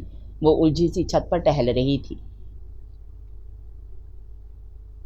نگاہ بار بار خالی پنجرے پر جاتی تو دل میں نشتر سے چبھتے تھے۔ ایک روز اس نے ہی سب کبوتروں کو آزاد کر دیا تھا۔ وہ کبوتر اب بھی اس کے آنگن میں اترتے تھے مگر یہ پنجرہ تو خالی ہو گیا تھا۔ اس نے سناٹوں میں گھرتے ہوئے دور بہتی کول تار کی سڑک پر نگاہ ڈالی۔ رات تو اس شہر میں جاگتی ہے۔ دور سڑک پر گاڑیاں رواں دواں تھیں۔ جلتی بجھتی روشنیاں کہیں دور اندھیروں میں مدغم ہوتی دیکھ کر وہ ہمیشہ مسافروں کے صحیح سلامت منزلوں پر پہنچنے کی دعا مانگا کرتی تھی۔ ان مسافروں کی خیر ہو۔ انتظار کرنے والی آنکھوں کا رزق ہے ان کی دید۔ کوئی نگاہ تشنا نہ رہے، نامراد نہ لوٹے۔ دعائیں قبولیت کے احساس سے لبریز تھیں۔ اس کے دل کے افق پر اداسی کا موسم ٹھہر گیا تھا۔ اس نے سر اٹھا کر آسمان کی سمت دیکھا۔ کوئی ستارہ رہنما نہیں تھا، نہ چاند روشن تھا۔ سرمئی بادلوں کے قافلے گزر رہے تھے۔ ابر گوہر بار نے چند بوندیں اس پر لٹائی تھیں۔ اس نے آنکھیں بند کر کے ایک پرسکون سی سانس کھینچی تھی، پھر کسی احساس کے تحت جھٹ آنکھیں کھول دیں۔ قریب ہی ضامن باؤنڈری وال سے پشت ٹکائے اسے دیکھ رہا تھا۔ دریاب کو اس کی خبر ہی نہ ہوئی۔ وہ یکدم خجل سی ہو گئی۔ ضامن نے کہا تھا اسے کچھ بات کرنی ہے اور ان کے درمیان صرف بچوں کے متعلق ہی بات ہوتی تھی۔ اب بھی وہ اندازہ لگا رہی تھی کہ وہ کیوں اس سے بات کرنا چاہتا ہے۔ وہ مدھم سی روشنی میں اس کے چہرے پر پھیلتی سرخی دیکھ کر اس پر سے نگاہ ہٹا گیا۔ سوری، تمہیں انتظار کرنا پڑا، اس نے جیسے کوئی رسم نبھائی تھی۔ وہ کچھ فاصلے پر باؤنڈری وال سے پشت ٹکاتی خاموش کھڑی تھی۔ وردہ کے سلسلے میں کل کچھ خواتین آئیں گی، اس نے بلا تمہید بات شروع کی۔ وہ بری طرح ٹھٹکی تھی۔ کون؟ اس نے مدھم آواز میں پوچھا، کیونکہ لڑکی کے لیے آنے کا مقصد وہ سمجھتی تھی۔ میرا ایک دوست ہے منصور، اس کی والدہ اور بھابھی وغیرہ۔ اصل میں اس نے اب تک شادی نہیں کی اور میں اسے قریب سے جانتا ہوں۔ اس کی امی نے ہی مجھ سے کہا تھا۔ دوری نے حیران ہو کر اسے دیکھا۔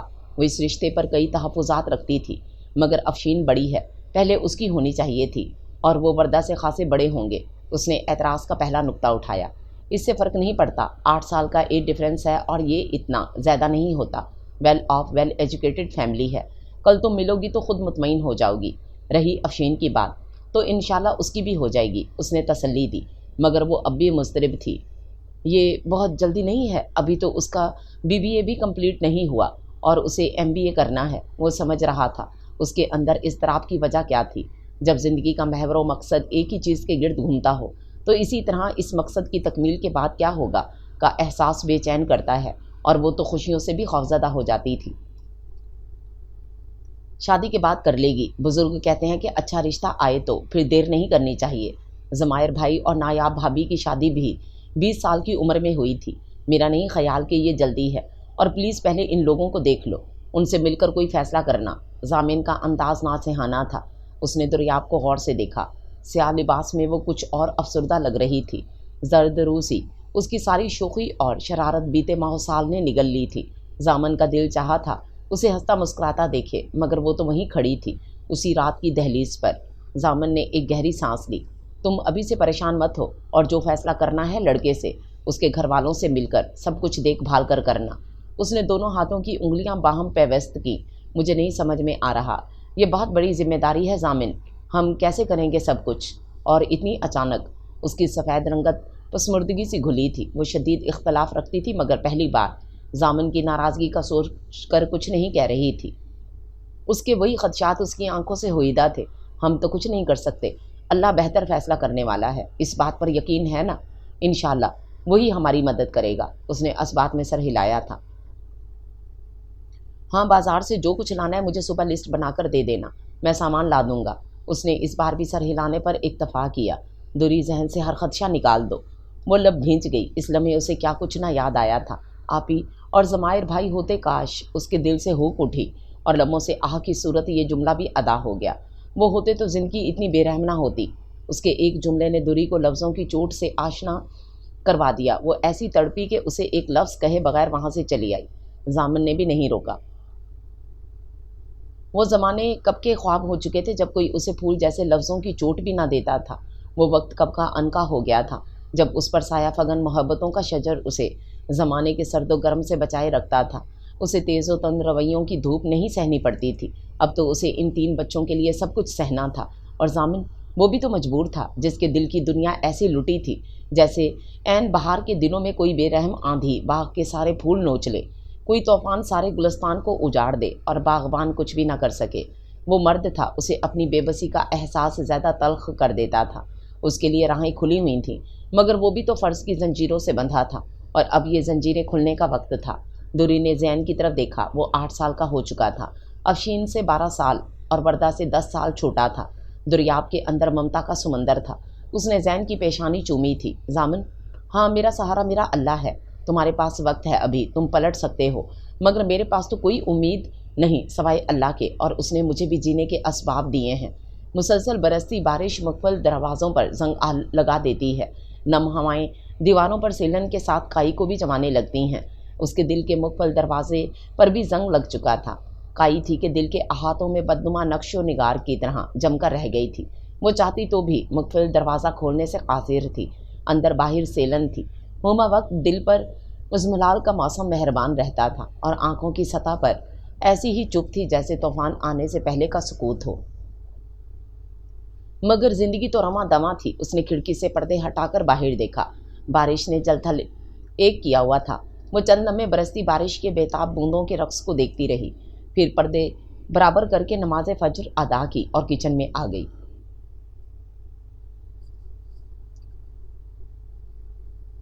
دوری آج میں دیر تک سوؤں گی، بارش اتنی تیز ہو رہی ہے، کالج کی تو چھٹی ہو جائے گی۔ نماز کے اسٹائل پر دوپٹہ باندھے وہ وردہ تھی، اس کا بچپنا ہنوز برقرار تھا۔ وہ کالج سے چھٹی کے بہانے ڈھونڈتی تھی۔ اوکے میری جان، اب وہ کیا کہتی، آج تو یوں بھی مہمانوں کو آنا تھا۔ وردہ نے قریب آ کر تھینک یو میری جان کہتے ہوئے اس کے گال چومے اور ہنستی ہوئی پلٹی، پھر ضامن کو دیکھ کر صبح خیر چاچو کہہ کر اس کے گال کو بھی چوما اور کچن سے نکلتی چلی گئی۔ اتنی برستی بارش میں بھی وہ مسجد گیا تھا، جینس کے پائنچے فولڈ کر رکھے تھے، سفید ٹی شرٹ میں اس کی رنگت کچھ سرخ ہو رہی تھی، ہاتھ میں چھتری بھی موجود تھی۔ ایک کپ چائے میرے لیے بھی بنا دو، وہ کہہ کر پلٹ گیا تھا۔ وہ کپ لے کر اسے ڈھونڈتے ہوئے برآمدے میں چلی آئی۔ وہ کرسی پر بیٹھا تھا، کسی گہری سوچ میں غلطاں، بادلوں کی گڑگڑاہٹیں، پاگل ہوا کی چنگھاڑ اور برق کے کوننے کی رفتار۔ دوری کو آج بھی یہ منظر خوفزدہ کر دیتا تھا۔ جس موسم سے کبھی محبت تھی، اس کے ساتھ کتنی تکلیف دہ اور خوابناک یادیں وابستہ ہو گئی تھیں۔ اس نے ضامن کو مخاطب کیے بغیر اس کا کپ سامنے میز پر رکھ دیا۔ تھینک یو، وہ چونک کر بولا تھا۔ وہ اپنا کپ لے کر کمرے میں جانے لگی۔ سنو، کچھ اور بھی بتانا تھا تم کو۔ اس نے سوالیہ نظروں سے ضامن کو دیکھا۔ میں نے کل ماموں سے بات کی تھی، وہ ہمارے بڑے ہیں اور اس اہم موقع پر ماموں اور خالہ کی آمد ضروری ہے اور وہ اسی دن کی منتظر تھی۔ اس نے اس بات میں سر ہلایا۔ دوری تم ناراض؟ تیز گرج نے دریاب کا دل دہلا دیا۔ چائے کا کپ ہاتھ میں لرز گیا۔ میں کیوں ناراض ہوں گی؟ یہ ان کے بھانجے اور داماد کا گھر ہے، جب دل چاہے آئیں۔ وہ برداشت کا مظاہرہ کر رہی تھی۔ اس موقع پر اسے کوئی اختلاف نہیں کرنا تھا۔ برسوں پہلے اس نے ایک رشتہ جوڑا تھا اور اب وقت آ گیا تھا کاغذ پر کچے رنگ سے لکھی تحریر کو بارش کے حوالے کرنے کا۔ یہ بارشیں اپنے سنگ سب کچھ بہا لے جاتی ہیں۔ اب اسے یقین تھا بارش اپنے پیچھے شادابی نہیں، بربادی چھوڑ جائے گی۔ بارش کسی دوشیزہ کی جھانجھن پہنے جھرجھر برس رہی تھی۔ برسات کا موسم اپنے پورے جوبن پر تھا اور وہ تو تھی ہی اس موسم کی دیوانی۔ اف، آج اتنی بارش ہو رہی ہے، کون تمہاری منگنی میں جائے؟ میں تو آج یہ موسم انجوائے کروں گی۔ اس کے حافظے میں اپنی ہی آواز کی باز گزشت تازہ ہوئی تھی۔ وہ لوگ وردہ کو پسند کر گئے تھے، انہیں شادی کی بھی جلدی تھی۔ منگنی یا نکاح کی رسم سے دوری نے بلا تعامل منع کر دیا تھا۔ ضامن اس کی صورت دیکھتا رہ گیا۔ منگنی نکاح کے بجائے اب ڈیٹ فکس کریں اور سیدھا بارات لے کر آئیں، نکاح اسی دن ہوگا۔ وہ سب اپنا سا منہ لے کر رہ گئے تھے۔ منصور کے گھر والے ہر رسم کرنا چاہتے تھے، مگر دوری کو انداز اس قدر حتمی اور دو ٹوک تھا کہ وہ کچھ کہہ ہی نہ سکے۔ پھر بھی منصور کی والدہ وردہ کی انگلی میں انگوٹھی ڈال گئی تھیں۔ تم نے آج تک دل میں وہم کے ناگ پال رکھے ہیں۔ مہمانوں کو رخصت کرنے کے بعد ضامن نے دروازے سے پلٹتے ہوئے کہا تھا۔ وہ اپنی جگہ پتھر ہو گئی۔ ضامن، محبت کے شجر کے ساتھ خدشات اور وہم کے آکاش بیلیں لپٹی رہتی ہیں۔ محبت ہو اور دھڑکا نہ ہو، ممکن ہی کہاں ہے۔ بے دھڑک نڈر بے خوف انسان بھی محبت کے معاملے میں انتہائی وہمی ہو جاتا ہے۔ محبت کو نظریں کھا جاتی ہیں، حاسدوں کی نظر، موسموں کی نظر، سر پر سے گزرتی کسی آفت کی نظر، اور میں اب اپنے بچوں کی خوشیوں کو ہر نظر سے بچا کر رکھوں گی۔ محبت کا صدقہ اتارنے کے لیے تو میں نے لوگوں کو مرتے دیکھا ہے، وہ بس سوچ سکی تھی۔ دوری، اتنی جلدی کیا ہے؟ مجھے نہیں کرنی شادی، ابھی پڑھنا ہے مجھے۔ وردہ حیران تھی۔ منصور عبدالرحیم کا رشتہ اس کے لیے آیا تھا۔ سنجیدہ مزاج اور پرکشش سے منصور عبدالرحیم اس کے پروفیسر تھے۔ پورے کالج کی لڑکیاں انہیں دیکھ کر آہیں بھرتی تھیں۔ اس نے تو کبھی ان کے سامنے نگاہ بھی نہ اٹھائی تھی۔ شاید منصور عبدالرحیم کو اس کی یہی ادا بھا گئی تھی جو اس کے لیے دستے سوال دراز کیا تھا۔ اکثر ضامن چاچو انہیں کالج چھوڑنے جاتے تھے۔ وہ جانتے تھے وردہ ضامن کی بھتیجی ہے، کبھی اس سے بے تکلف بھی نہ ہوئے تھے اور رشتہ بھیج دیا۔ وردہ کے چاروں طرف بہار کے قافلے اتر آئے تھے، مگر پھر بھی وہ پیچھے رہ جانے والے رشتوں کے خیال سے افسردہ ہو رہی تھی۔ کوئی جلدی نہیں ہے، ماشاءاللہ پورے 18 کی ہو چکی ہو تم، اس نے اس کے اعتراض کو خاطر میں لائے بغیر اطمینان سے کہا تھا۔ منصور تمہارے چاچو کے دوست ہیں، انہی کی طرح بہت ڈیسنٹ ہیں، اور پھر شادی تو ہونی ہی ہے۔ اچھا ہے نا، وقت پر ہو جائے، تم بس اچھی اچھی باتیں سوچو۔ شادی کے بعد پڑھتی رہنا، اور اگر پڑھ نہ بھی سکو تو کیا ہوا، زندگی کے اسباق بھی کم نہیں، ان سے بہت کچھ سیکھا جا سکتا ہے۔ پھر وہ ایک ماں کی طرح اسے زمانے کی اونچ نیچ سمجھانے بیٹھ گئی تھی، جیسے اس نے تو پوری دنیا بھگت رکھی تھی۔ ہاں، شاید زندگی کا ایک دکھ، ایک تجربہ اسے وہ کچھ سکھا گیا تھا جس کے بعد کچھ بھی تو نیا نہیں رہ گیا تھا، ہر سبق پرانا لگنے لگا تھا۔ بہت سالوں بعد گھر کے دور و دیوار مسکرائے تھے۔ وردہ، افشین اور زین کی شاپنگ وہ کر چکی تھی۔ میرج ہال اور کھانے کے انتظام سمیت فرنیچر اور الیکٹرانکس کے سامان کی خریداری ضامن کے ذمہ تھی۔ سب کچھ ایک ساتھ سیدھا وردہ کے سسرال پہنچایا جانا تھا۔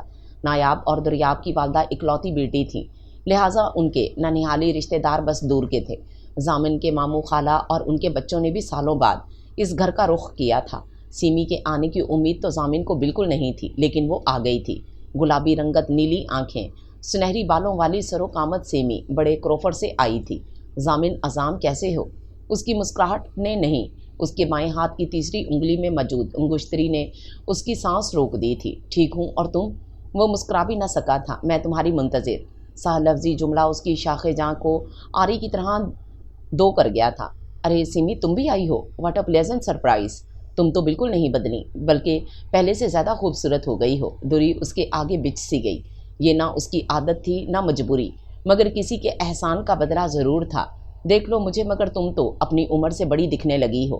تمہاری جگہ میں ہوتی تو کبھی خود سے غافل نہ رہتی۔ ضامن کا حق ہے کہ اسے ایک خوبصورت لڑکی کی ہمسفری حاصل ہو۔ تم تو وقت سے پہلے تھک گئی ہو۔ سیمی نے اس کے سادہ سے سراپے پر نظر ڈالی۔ سرمئی رنگ کے لباس میں اس کی سندلی رنگت کملائی سی لگ رہی تھی۔ دوپٹہ نفاست سے کندھوں پر پھیلا تھا۔ بالوں کا کس کر بنایا گیا جوڑا، آنکھوں کے گرد حلقے اس کی کم خوابی کے گواہ تھے۔ کسی بھی آرائش سے پاک چہرہ، وہ ایک ماں تھی، اور جب مائیں بیٹیوں کو رخصت کرتی ہیں تو چہرے پر تفکرات کی لکیریں کچھ اور گہری ہو جاتی ہیں۔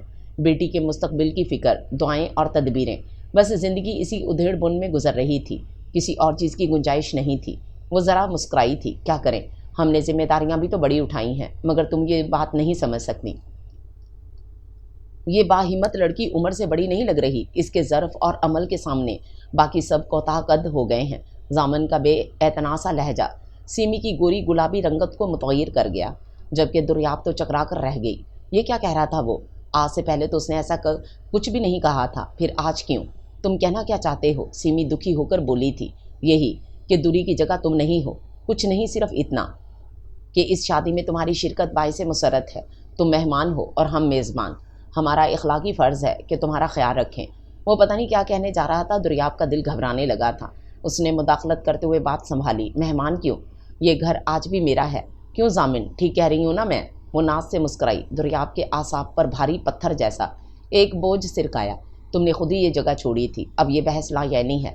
تم یہاں ایک مہمان ہو۔ دریاب اس صاف گوئی پر متحیر رہ گئی۔ سیمی نے تڑپ کر اسے دیکھا۔ تم مجھے مہمان کہہ رہے ہو؟ اتنی ہی غیر ہوں میں؟ اس کی آنکھیں بھر آئیں۔ وہ جواب دینے کے لیے رکا نہیں۔ بات صرف چند سالوں کی تھی، گزر ہی گئے نا، مگر یہ اب بھی مجھ سے ناراض ہے۔ تم بتاؤ، کیا میں غلط تھی؟ وہ دریاب کی حمایت چاہتی تھی، اور دریاب تو کب سے اس لمحے کے انتظار میں تھی۔ اس نے نفی میں سر ہلا دیا۔ تم محسوس مت کرو، یہ بس وقتی غصہ ہے۔ اس نے سیمی کو تسلی دی۔ 8 سال میں یہ غصہ ختم نہیں ہوا۔ سیمی کا لہجہ بھیگ رہا تھا۔ وہ کیا کہتی کہ 8 سال پلک جھپکتے نہیں گزرے تھے۔ ان 8 سالوں میں ضامن عظائم نے کئی بار اپنی محبت کو یاد کیا ہوگا، پکارا ہوگا، مگر سیمی کی وہ محبت اس وقت پتہ نہیں کہاں جا سوئی تھی، جو آج آنسوؤں کی صورت بار بار اس کے لائنر، مسکارے اور آئی شیڈ سے سجی بوجھل پلکوں کا بوجھ مزید بڑھا رہی تھی۔ میں ایک پل کے لیے بھی اسے نہیں بھولی، آج بھی اس کی منتظر ہوں۔ اس کی آواز رقت آمیز تھی۔ وہ فرصت سے اپنی حقائق دل سنانے کا قصد کیے بیٹھی تھی، مگر دوری کو اور بھی بہت سے کام تھے۔ وہی بات کہ اسے بیٹی رخصت کرنی تھی۔ سیمی، یہی بات تم ضامن کو بتاؤ، وہ شاید تمہیں کچھ رعایت دے، یا پھر اس کی ناراضگی معافی کے لفظوں سے دور ہو جائے۔ سیمی نے بھی یہی سوچا تھا۔ یہاں آ کر وہ ہر دم ضامن کے ساتھ نظر آنا چاہتی تھی، ایسے کہ دریاب کا وجود گہرے اندھیروں میں ڈوب جائے اور ضامن کو ہر سمت بس وہی نظر آئے۔ یہ پرانا تعلق تھا۔ پرانے تعلق بھی آسیب کی طرح ہوتے ہیں، مشکل سے پیچھا چھوڑتے ہیں، اور دریاب تو پیچھا چھڑانے پر آمادہ تھی۔ اس بات کا اندازہ سیمی کو دوری سے بات کر کے ہو گیا تھا۔ بس ضامن کے ذہن سے گزری باتوں کو نکالنا تھا۔ دوری یہ کیوں آ گئی ہیں؟ وہ وردہ تل ملاتی ہوئی آئی تھی۔ وہ دیکھ رہی تھی اس نے آتے ہی گھر کے معاملات میں مداخلت شروع کر دی تھی۔ ضامن کی ممانی اور ماموں بھی یہی جتا رہے تھے، جیسے وہی سب حق رکھتے ہیں۔ ان سے بڑھ کر وردہ، افشین اور زین کا کوئی خیر خواہ ہے ہی نہیں۔ ضامن نے اسے سرسری انداز میں کہا تھا کہ وہ بھی بتا دے کہ مہندی اور بارات کے کھانے میں مزید کیا رکھا جائے، اور اس سے پہلے ممانی بول اٹھی تھیں۔ ارے دوری سے کیا پوچھتے ہو؟ اسے کیا عقل ہے ان کاموں کی؟ میں بتاتی ہوں کہ کیا کیا ہونا چاہیے۔ وہ تو वजीहा मोमानी की शक्ल देखती रह गई थी, फिर सर झटक कर सबको चाय के कप पकड़ाने लगी थी। जामिन के मामू, खाला और उनके बच्चों से घर भर गया था। फिर भी दुर्याब को अपने अंदर फैलते सन्नाटों का एहसास होने लगा था। कौन आ गई हैं? उसने मसरूफ़ से अंदाज में पूछा। ध्यान सालन की तरफ था। दोपहर के खाने में भी मोमानी ने खासे नुक्स निकाले थे। अब वो उनकी शिकायत दूर करने के लिए मज़ीद तंदही और जाँफिशानी से खाना बना रही थी। यही सीमी साहिबा अब हर वक्त हर बात में नुक्स निकालती हैं या फिर अपनी तारीफ़ें करती रहती हैं, वो चबाकर बोली थी। तो तुम्हें क्या, तुम दुल्हन हो, टिक कर एक तरफ अपने कमरे में बैठो, तुम्हें भी तो पूरे घर में मार्च करने का शौक़ है। उसने वर्दा को तंबीह की। अच्छा, हम सब कोने से लग जाएं और ये जिनकी शक्लें तक हमें याद नहीं, ये हमारे घर में दनदनाते फिरें। पता है वो लोग चाचू पर कैसे हक जता रहे हैं, और वो सीमी साहिबा तो हमारी चच्ची बनने के ख्वाब देख रही हैं। वर्दा भरी हुई थी। ख्वाब नहीं है, ये हकीकत है। जामन मेरा मंगेतर है और जल्द या बदीर हमारे रिश्ते को मुकम्मल होना ही था। अब चंद सालों से कोई फ़र्क तो नहीं पड़ गया, बल्कि दूरी तो मोहब्बत के जज्बे को जला बख्शती है। तुम लोग भी इस हकीकत को कबूल कर लो। दुर्याब वर्दा को टोकती इससे पहले ही सीमी ने आकर मुदाखलत की थी। दुर्याब के चेहरे पर कोई तासुर देखने की हसरत सीमी के दिल में रह गई। वो चूल्हे की तरफ रुख किए सालन का जायज़ा लेने में यूं मगन थी जैसे सीमी की बात सुनी ही ना हो। अलबत्ता वर्दा के तलवों से लगी थी और सर पर बुझी थी। चाचू को इल्म है आपके इरादों का, पहले उनसे तो पूछ लें। वर्दा ने अपने निडर लहजे में उसे जैसे चैलेंज किया था। उसे इल्म है तभी तो मैं यहाँ खड़ी हूँ। अब आदत डाल लो मुझे चची के रूप में देखने की। आइंदा इस तरह बहस से गुरेज करना। वो एक अदा से मुस्कुराई थी। वर्दा, छोड़ो इन बातों को, अपने कमरे में जाओ तुम। उसे वर्दा का यूं सीमी से उलझना अच्छा नहीं लग रहा था। वर्दा उसके सख्त लहजे पर दिल महसूस कर रह गई। दुरी, वो एहतजाज करना चाहती थी। जाओ मेरी जान, ये मसला तुम्हारा नहीं। उसने वर्दा को पुचकार कर भेज दिया। तौबा है, तुम्हारी बहन के बच्चे तो बड़े बदलिहाज हैं, बड़ों से बहस करते हैं। इसकी तो शादी हो रही है, समझाओ इसे। अगर ऐसे ही ज़बान चलती रही तो ससुराल में बस नहीं सकेगी। दुर्याब ने इस बार अपना रुख रोशन उसकी सिमत किया था। मेरे बच्चे बदलिहाज नहीं, समझदार हैं, मगर तुम्हें पता नहीं कि मैं नायाब ज़मायर अज़ाइम नहीं, दुर्याब इब्तसाम हूँ। मुझे बदलिहाजी में डिग्री होल्डर कह सकती हो तुम। इसलिए बेहतर होगा तुम मेरे बच्चों से मत उलझो, वरना मैं सारे लिहाज मुरव्वत छोड़ने में देर नहीं लगाऊंगी। अगर बात उसकी भांजी और भांजे पर आ जाए तो वो लिहाज मुरव्वत ताक में रख देती थी। सीमी बेसाख्ता हंसी थी। तुम इस लड़की से बमुश्किल 7 साल बड़ी होगी और कह ये रही हो कि तुम्हारे बच्चे। खूब लतीफ़ा है, खैर ये नाटक भी जल्दी ख़त्म हो जाएगा, वो तहकीर से कहते हुए पलट गई थी।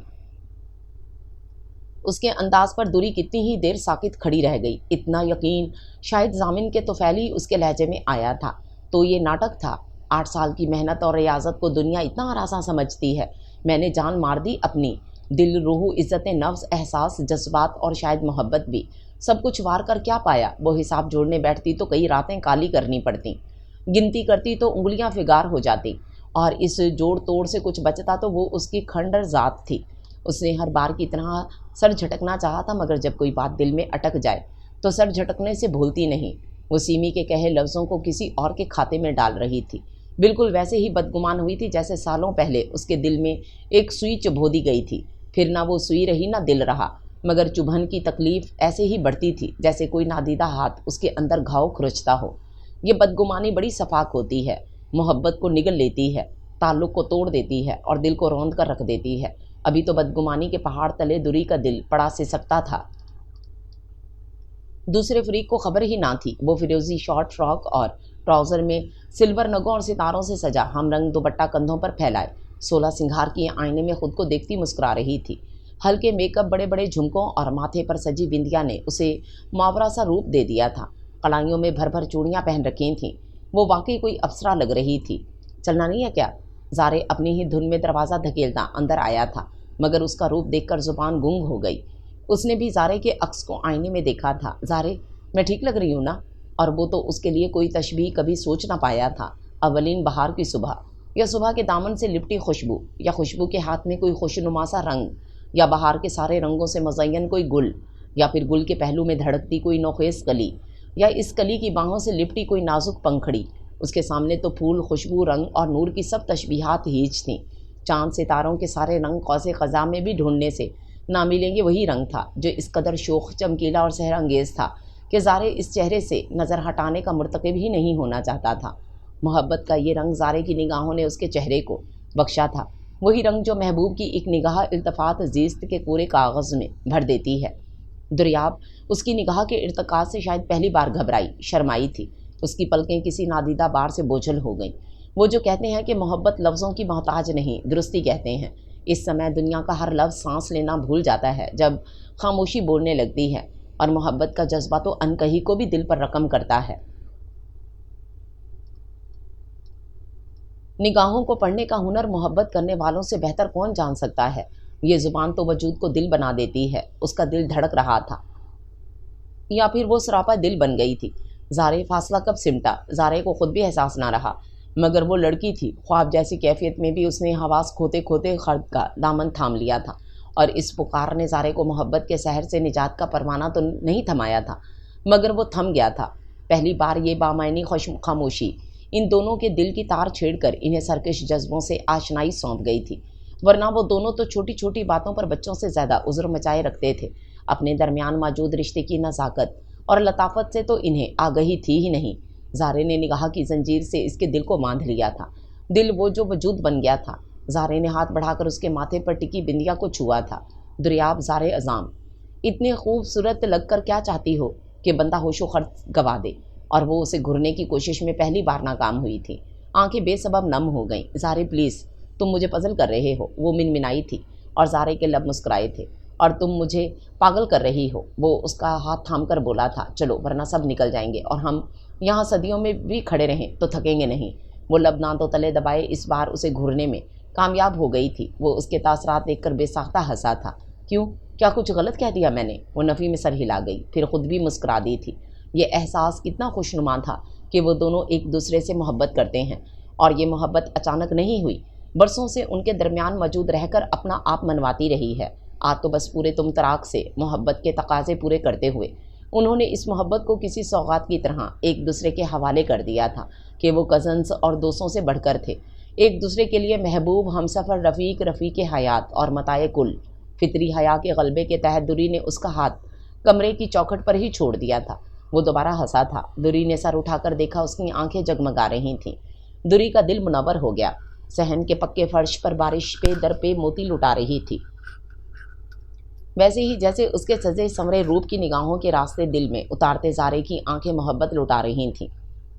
آسمان زمین پر جھکا چلا آ رہا تھا، بارش کے پانی میں رنگ سے گھلنے لگے تھے۔ ضامن انہیں بلانے آیا تھا، مگر وہ دونوں برستی بارش سے بے نیاز ایک دوسرے کی طرف دیکھ رہے تھے۔ وہ چھتری ہاتھ میں لیے چلا آیا۔ کیا ہوا لیلا مجنوں، میری منگنی میں چلنے کا ارادہ نہیں ہے؟ ضامن بالکل ان کے سر پر پہنچ کر بولا تھا۔ وہ دونوں بری طرح چونکے تھے۔ دریاب تو خجل سی ہو گئی، مگر زارے نے ضامن کو اس مداخلت پر خطرناک گھری سے نوازا تھا۔ کیا غلط کہا ہے میں نے جو ایسے گھور رہے ہو؟ اگر نہیں جانا تو میں سب کو کہہ دیتا ہوں، منگنی کینسل کر کے بچوں کی رخصتی کا بندوبست کریں، ضامن نے سنجیدگی سے کہا۔ دوری کا چہرہ سرخ ہوا جبکہ زارے نے کہکا لگایا تھا۔ بہت مہربانی ہوگی، وہ شرارت سے گویا ہوا۔ زارے مخفا سی چیخی تھی۔ اف لڑکی، آج بادل نہیں گرج رہے تو تم کان کے پردے پھاڑنے کے در پہ ہو۔ چلو اب بارش دیکھ رہی ہو، امی نے کہا ہے بس رسم کر کے جلدی لوٹیں گے۔ ضامن نے انہیں وہیں جمع دیکھ کر بولا تھا۔ اف آج اتنی بارش ہو رہی ہے، کون تمہاری منگنی میں جائے؟ میں تو آج موسم میں انجوائے کروں گی۔ وہ بھی دوری تھی، کتنی دیر شرماتی لجاتی بڑی شرارت سے کہہ کر پلٹنے لگی تھی۔ وہ صبح سے کئی بار یہی بات کہہ چکی تھی، دوری تنگ مت کرو یار۔ پھر زارے سے مخاطب ہوا، سب انتظار کر رہے ہیں، یہ چھتری پکڑو اور باہر آؤ۔ ضامن نے ہاتھ میں موجود چھتری دوری کے بجائے زارے کو پکڑائی تھی۔ اسی نے دریاب کے سر پر اس چھتری کو تانا تھا، اور صحن عبور کرتے ہوئے وہ بے تحاشا خوش تھی۔ موسموں کی سختی سے بچانے والے ہاتھ اگر سلامت ہوں تو دنیا خوبصورت لگتی ہے، ورنہ یہی موسم کسی مہربان ہستی کے بغیر کتنی اذیت رساں ہو جاتے ہیں، یہ جلد دوری نے جان لیا تھا۔ مہندی کی تقریب میں وہ سفید لباس میں ملبوس ہو کر بھی سب کی توجہ کھینچ رہی تھی۔ لمبے بالوں کی چوٹی بنائے، کانوں میں عرصے بعد آویزیں پہنے، میک اپ کے نام پر آئی لائنر اور نامعلوم سا گلابی رنگ اپنے گلابی ہونٹوں پر سجائے وہ مصروف رہی تھی۔ حق ادا کر دیا دوری اور ضامن نے بچوں سے محبت کا، اتنی کم عمر میں اس فرض کو بھی بخوبی پورا کر دیا۔ منصور کی والدہ دریاب کی موترف تھیں۔ ضامن تو تھا ہی ان کے بیٹے کا دوست جس کی منصور بہت تعریف کرتا تھا، مگر دریاب بھی اس فرض کی ادائیگی میں ضامن کے شانہ بشانہ تھی۔ مصیبت سر پر پڑے تو سب کو ہی عقل آ جاتی ہے، اور پھر اس کی بہن کے بچے ہیں، یہ نہیں کرے گی تو کون کرے گا؟ اور پھر ہم ہیں سرپرست، ہم نے ہی سارے مشورے دیے ہیں۔ زامن تو ایک ایک بات مجھ سے پوچھتا ہے، ماموں کے بغیر تو قدم بھی نہیں اٹھاتا۔ سیمی کی والدہ صاحبہ بڑی بنی بیٹھی تھیں۔ منصور کی والدہ نگہت آنٹی چپ رہ گئیں۔ دریاب قریبی موجود تھی، اس نے بھی مداخلت نہیں کی۔ دوری مجھے نیند آ رہی ہے، یہ زین تھا۔ کچھ دیر پہلے تک زامن کے ساتھ تھا مگر اب اس کا سر کھا رہا تھا۔ بس ابھی گھر چلتے ہیں، پھر سو جانا آرام سے۔ وہ اسے بہلا رہی تھی۔ دوری یہ سب کب ختم ہوگا؟ زامن بھی آ گیا تھا اور دلہا دلہن کی رسموں کے حوالے سے پوچھ رہا تھا۔ بس ہو گئی ہیں رسمیں، کھانا بھی ہو چکا ہے۔ میرا خیال ہے وردہ کو برائڈل روم میں لے جانا چاہیے تاکہ اب لڑکیاں بھی چین سے بیٹھیں۔ وہ بولی تو زامن نے سر ہلا کر تائید کی۔ اور ہمارے بیٹے کو کیا ہوا ہے؟ اس نے زین کو منہ لٹکائے دیکھ کر پوچھا۔ دوری چونکی تھی۔ نیند آ رہی ہے جناب کو؟ اس نے زین کے بالوں کو سنوارا۔ بس ابھی گھر چلتے ہیں۔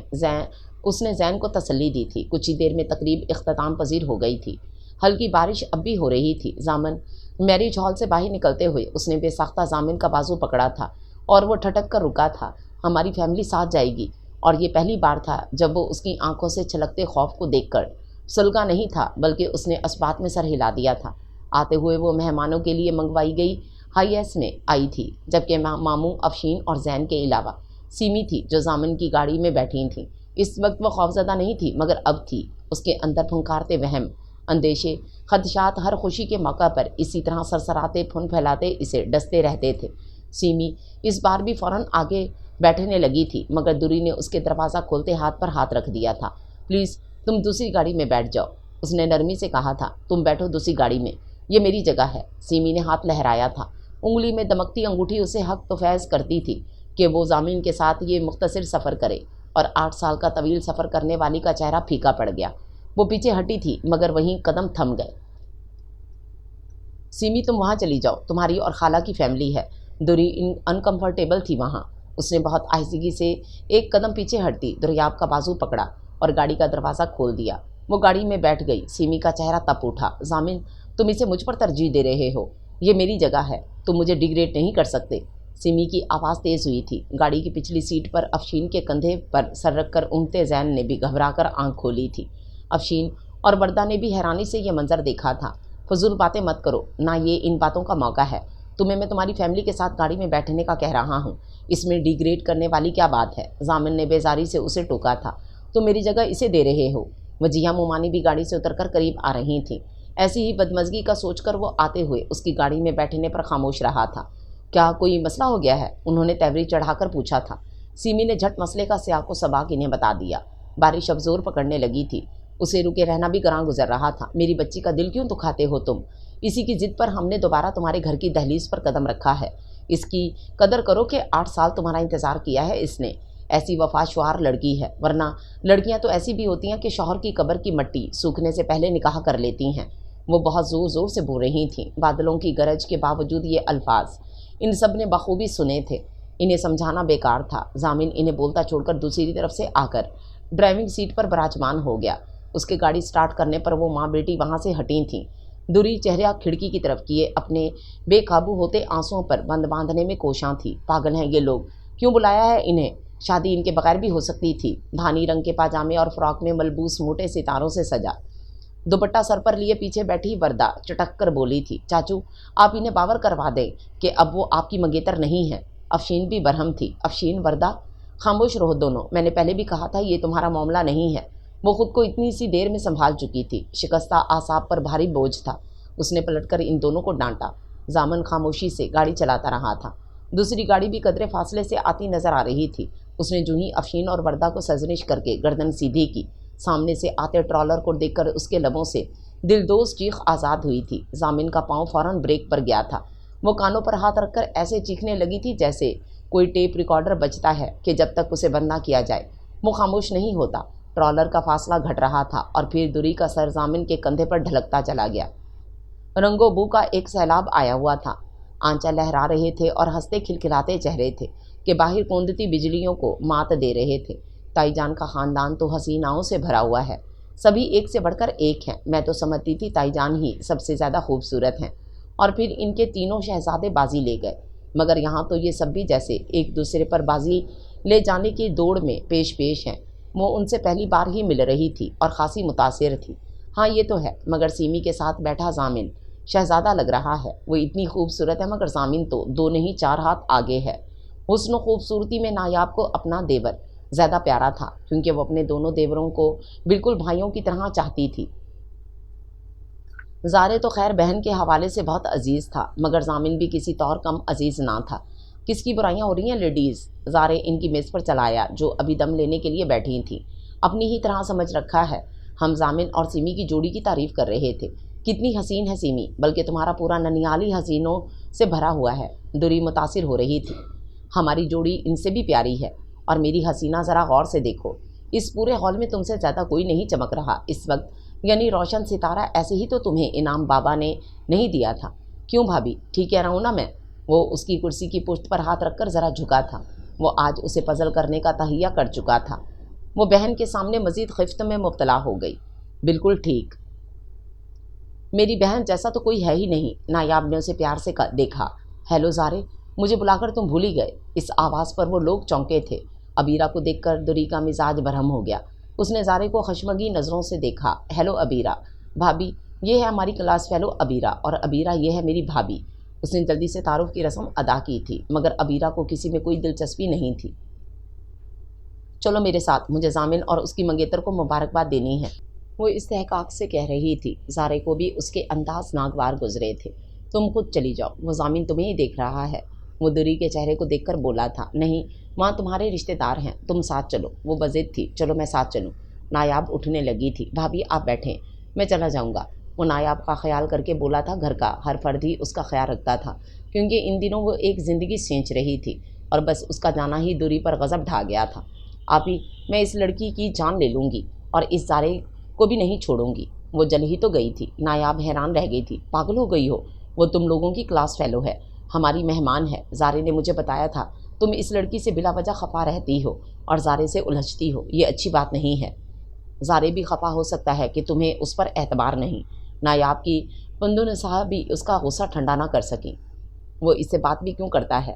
اس نے اس فیشن انڈسٹری کو بلایا ہی کیوں؟ اس کا فشار خون سٹیج کی طرف دیکھ کر مزید بلند ہونے لگا۔ وہ زارے کے بازو کا سہارا لے کر سٹیج پر چڑھ رہی تھی۔ اس کی ہائی ہیل اس کی 5 فٹ 7 انچ قد کو مزید نمایاں کر رہی تھی۔ وہ 6 فٹ 2 انچ کے قد آور زارے اعظام کے ساتھ کھڑی جچ رہی تھی۔ اس کی آنکھوں میں مرچیں سی بھر گئیں۔ وہ اس شخص کا صنف مخالف سے بات کرنا بھی برداشت نہیں کر سکتی تھی، اور پھر زارے نے کتنی بار اس سے بات کرنے کی کوشش کی، مگر وہ منہ پھلائے بیٹھی رہی۔ تم جاؤ، اس فیشن انڈسٹری کا سہارا بنو۔ وہ ہائی ہیل پہن کر خاصی محتاج ہو گئی ہے۔ وہ جلی کٹی سنا رہی تھی۔ یار میں نے اسے سہارا نہیں دیا تھا، اس نے خود میرا بازو پکڑا تھا، اب میں کیا کرتا؟ وہ سچ ہی کہہ رہا تھا۔ دوری نے خود یہ منظر دیکھا تھا، تم اس کا ہاتھ جھٹک دیتے۔ زارے نے سر تھاما۔ دور بیٹھا ضامن ساری صورتحال سمجھ گیا تھا۔ زارے نے بھی ضامن کو گھورا تھا۔ اس نے ہی اپنے دوستوں کو انوائٹ کیا تھا اپنی منگنی میں، اور ابیرہ کو پتہ چلا تو وہ بھی مبارکباد دینے آ گئی تھی۔ ضامن نے مروتاً اسے بھی آنے کا کہہ دیا، اور وہ فوراً چلی آئی تھی۔ میں ہاتھ جھٹکتا، وہ گر جاتی تو الگ تماشا ہوتا۔ زارے کو یہی خدشہ تھا، ورنہ وہ ایسا کر گزرتا۔ کتنی فکر ہے تمہیں اس کی زارے؟ I hate you. وہ تڑپ ہی تو گئی تھی۔ اب مجھے کیا کہنا ہے؟ آئی لو یو۔ وہ اس کی سمت جھکا تھا۔ اس نے چمک کر اسے دیکھا اور پھر ارد گرد نظر ڈالی۔ یا وحشت زارے، مت بھولو ہم تقریب میں ہیں۔ وہ اس کے کندھے پر انگلیاں رکھ کر اسے پیچھے دھکیل رہی تھی۔ دوری، تم ناراض ہوتی ہو تو میری جان پر بناتی ہے، اب ختم کرو یہ ناراضگی۔ وہ مسلسل سر پر سوار رہتا اگر ضمائر بھائی اسے آواز دے کر نہ بلا لیتے۔ وہ ناراض ہو کر کونے والی میز پر آ کر بیٹھی تھی، پھر تقریب کے اختتام تک وہیں بیٹھی رہی۔ یہ الگ بات کہ اس کی بھانجیاں، بہن اور پھر زارے کے بعد ضامن سمیت سب وہیں آ کر بیٹھ گئے تھے۔ اتنے لوگوں میں بھلا کوئی گوشہ تنہائی ملنا ممکن تھا؟ وہ بھی سب سے گفتگو کرتی رہی تھی، بس زارے سے ناراض تھی اور اسے نظر انداز کرتی رہی تھی۔ دوسری صبح بارش ذرا تھمی تھی، مگر بادل آسمان پر ہما وقت سایہ فگن تھے۔ وہ ناشتہ بنانے کی تیاریوں میں لگی ہوئی تھی۔ گزشتہ شب کی اس کی حالت سے افشین، وردہ، زین اور ضامن تک گھبرا گیا تھا۔ وہ نیم جان سی روتی رہی تھی۔ خوشیاں اسے خوفزدہ کر دیتی تھیں۔ ایک حادثے نے اسے شکستہ کر دیا تھا۔ ایک ساتھ 5 جنازے دیکھے تھے ان سب نے۔ کئی دن افشین اور وردہ سوتے ہوئے ڈر کر اٹھ جاتی تھیں۔ وہ انہیں کس طرح بہلاتی سمجھاتی تھی وہی جانتی تھی۔ وہ بچیاں تھیں۔ آخر دوری اور ضامن کی محبت اور توجہ نے انہیں اس تکلیف سے نکال لیا۔ یہی مشیت عزتی تھی۔ ان کی زندگیوں میں یہ حادثہ لکھا تھا۔ اپنوں کو کھو کر ان کی یادوں کے سہارے زندگی گزاری جا سکتی ہے، مگر اس غم کو روگ مت بننے دینا۔ وہ دونوں سمجھ گئی تھیں، مگر وہ خود کو نہ سمجھا سکی۔ اس کی دماغی حالت اس درجہ ابتر ہو گئی کہ اس کا اندازہ ضامن کو اس وقت ہوا تھا۔ بچے بھی میری وجہ سے پریشان ہوئے، اور تم بھی۔ اگر تم نے گاڑی روک نہ دی ہوتی تو میری اس حرکت کے سبب کچھ بھی ہو سکتا تھا۔ وہ جھرجھری لے کر رہ گئی۔ گھر پہنچنے تک وہ خود کو سنبھال چکی تھی اور گھر کے سامنے گاڑی رکتے ہی قدرے شرمندہ سی بولی تھی، دوری کچھ نہیں ہوتا، کیونکہ ہر بار اللہ ہمیں ایک ہی آزمائش میں نہیں ڈالتا۔ وہ بہت رحمان اور رحیم ہے۔ کچھ ہو جانے کا وہم اپنے دل سے نکال دو۔ وہ اپنی جگہ بیٹھا روسان سے بول رہا تھا۔ افشین، وردہ اور زین گاڑی سے اتر کر اندر چلے گئے تھے۔ وہ سر جھکا کر اپنے ہاتھوں کو دیکھنے لگی تھی۔ اب ذہن سے ہر بات نکال کر آرام کرو۔ جاگنے اور سوچتے رہنے کی ضرورت نہیں ہے۔ اب اس کے کہہ دینے سے نہ تو دوری سو سکتی تھی اور نہ خود کو سوچنے سے باز رکھ سکتی تھی۔ لہٰذا جب وہ چینج کر کے واش روم سے برآمد ہوئی تو ضامن پانی اور 2 سکون آور گولیاں لیے چلا آیا تھا۔ اس نے بھی چون چراں کیے بغیر پانی کے ساتھ گولیاں لے کر نگل لی تھیں۔ ضامن شب بخیر کہہ کر چلا گیا تھا اور وہ بھی بستر پر دراز ہو گئی۔ پھر چند لمحے لگے تھے اسے غافل ہونے میں، اور صبح خود کو بے حد کمزور پڑ جانے پر ڈانٹ رہی تھی۔ آج وردہ کی بارات تھی، وہ سب خوش تھے، مگر دریاب کے دل پر ایک اداسی کا غلبہ تھا۔ سیمی کے کھنکتے کہکوں کی آواز اس کی سماعت سے وقتاً فوقتاً ضرور ٹکراتی رہی تھی۔ وردہ کو دلہن بنانے کے لیے بیوٹیشین کو گھر بلایا گیا تھا۔ وردہ میرج ہال جانے سے قبل خود بھی خوب روئی، دریاب اور افشین کو بھی رلایا۔ دریاب تو بار بار چپکے سے آنکھوں سے بہتے سیلاب کو آنچل میں جذب کر رہی تھی۔ زین بھی بہن کے جانے کے خیال سے اداس تھا، اور پھر میرج ہال پہنچنے تک وردہ نے خود کو سنبھالے رکھا تھا۔ نکاح کے وقت البتہ وہ ماں باپ کو یاد کر کے رو پڑی تھی۔ رخصتی کے وقت ضامن کے سینے سے لگ کر خوب آنسو بہائے تھے۔ دریاب دن بھر ضامن سے کتراتی رہی تھی۔ وردہ کی رخصتی کے بعد وہ واپسی میں اس کی گاڑی میں نہیں بیٹھی تھی۔ بارش تو آج بھی برس رہی تھی، مگر بہت تیز نہیں، یہ راستے ہی تھے۔ اسے وہ دن یاد تھا اپنی پوری جزیات کے ساتھ۔ کیسے نہ یاد ہوتا، اس دن ضامن کی منگنی تھی۔ اس دن وہ زارے کا دل دکھانے کی مرتکب ہوئی تھی۔ واپسی پر اس نے صاف کہا تھا، میں اس گاڑی میں نہیں بیٹھوں گی جس میں زارے بیٹھے گا۔ اتنی ناراضگی، تم بات کا بتنگڑ بنا رہی ہو۔ وہ بھی خفا تھا۔ میں فی الحال تم سے بات ہی نہیں کرنا چاہتی، کسی اور سے بات کرو۔ وہ تندخو تھی۔ زارے، دیر ہو رہی ہے، موسم بھی خراب ہے، تم دوسری گاڑی میں بیٹھ جاؤ۔ ضامن نے مسالت سے کام لیا تھا۔ اس نے ایک چلملاتی نگاہ دریاب پر ڈالی تھی۔ اب کر کے دیکھنا بات، میں بھی اس وقت تک نہیں بولوں گا جب تک تم خود بات نہیں کرو گی۔ وہ پاؤں پٹکتا ہوا چلا گیا تھا۔ دوری نے دل کو اس کی جانب کھینچتا ہوا محسوس کیا تھا، مگر وہ سخت بن گئی۔ اسے بھی سبق ملنا چاہیے تاکہ عبیرہ سے دوستی ختم کر لے۔ اس نے خود کو مطمئن کیا تھا۔ کچھ ہی دیر گزری تھی جب ان کی گاڑی کے قریب سے ٹرالر گزرا تھا۔ ٹرالر کی رفتار دیکھ کر اس نے دل تھام لیا تھا۔ وہ اندھا دھند اس طرف چل رہا تھا جیسے اس میں ڈرائیور موجود ہی نہ ہو، اور بس ذرا سا آگے جا کر ایک زوردار آواز پر انہیں گردن گھمانی پڑی تھی۔ برستی بارش، گیلی سڑک اور تیز رفتار ٹرالر، قصوروار صرف ڈرائیور تھا۔ گاڑی اس ٹرالر کے پہیوں تلے کسی کھلونے کی طرح پستی چلی گئی۔ کچھ ہی دیر میں سڑک پر ایمبولینس، پولیس کی گاڑیاں اور نیوز رپورٹر کی گاڑیوں کا شور تھا۔ ان کی آنکھیں چیخیں اور پکار جانے والوں کو واپس نہیں لا سکی تھیں۔ تایا جان، تائی جان، ضمائر بھائی، کوئی بچ نہیں سکا تھا، اور زارے بھی موقع پر ہی جان آفرین کو سونپ گیا تھا۔ ضامن چیخ رہا تھا، کوئی مدد کرے، کوئی تو بچائے میرے گھر والوں کو۔ دونوں بچیاں خوف سے بے ہوش ہو گئی تھیں اور وہ پاگلوں کی طرح ایک ایک کو دیکھ رہی تھی۔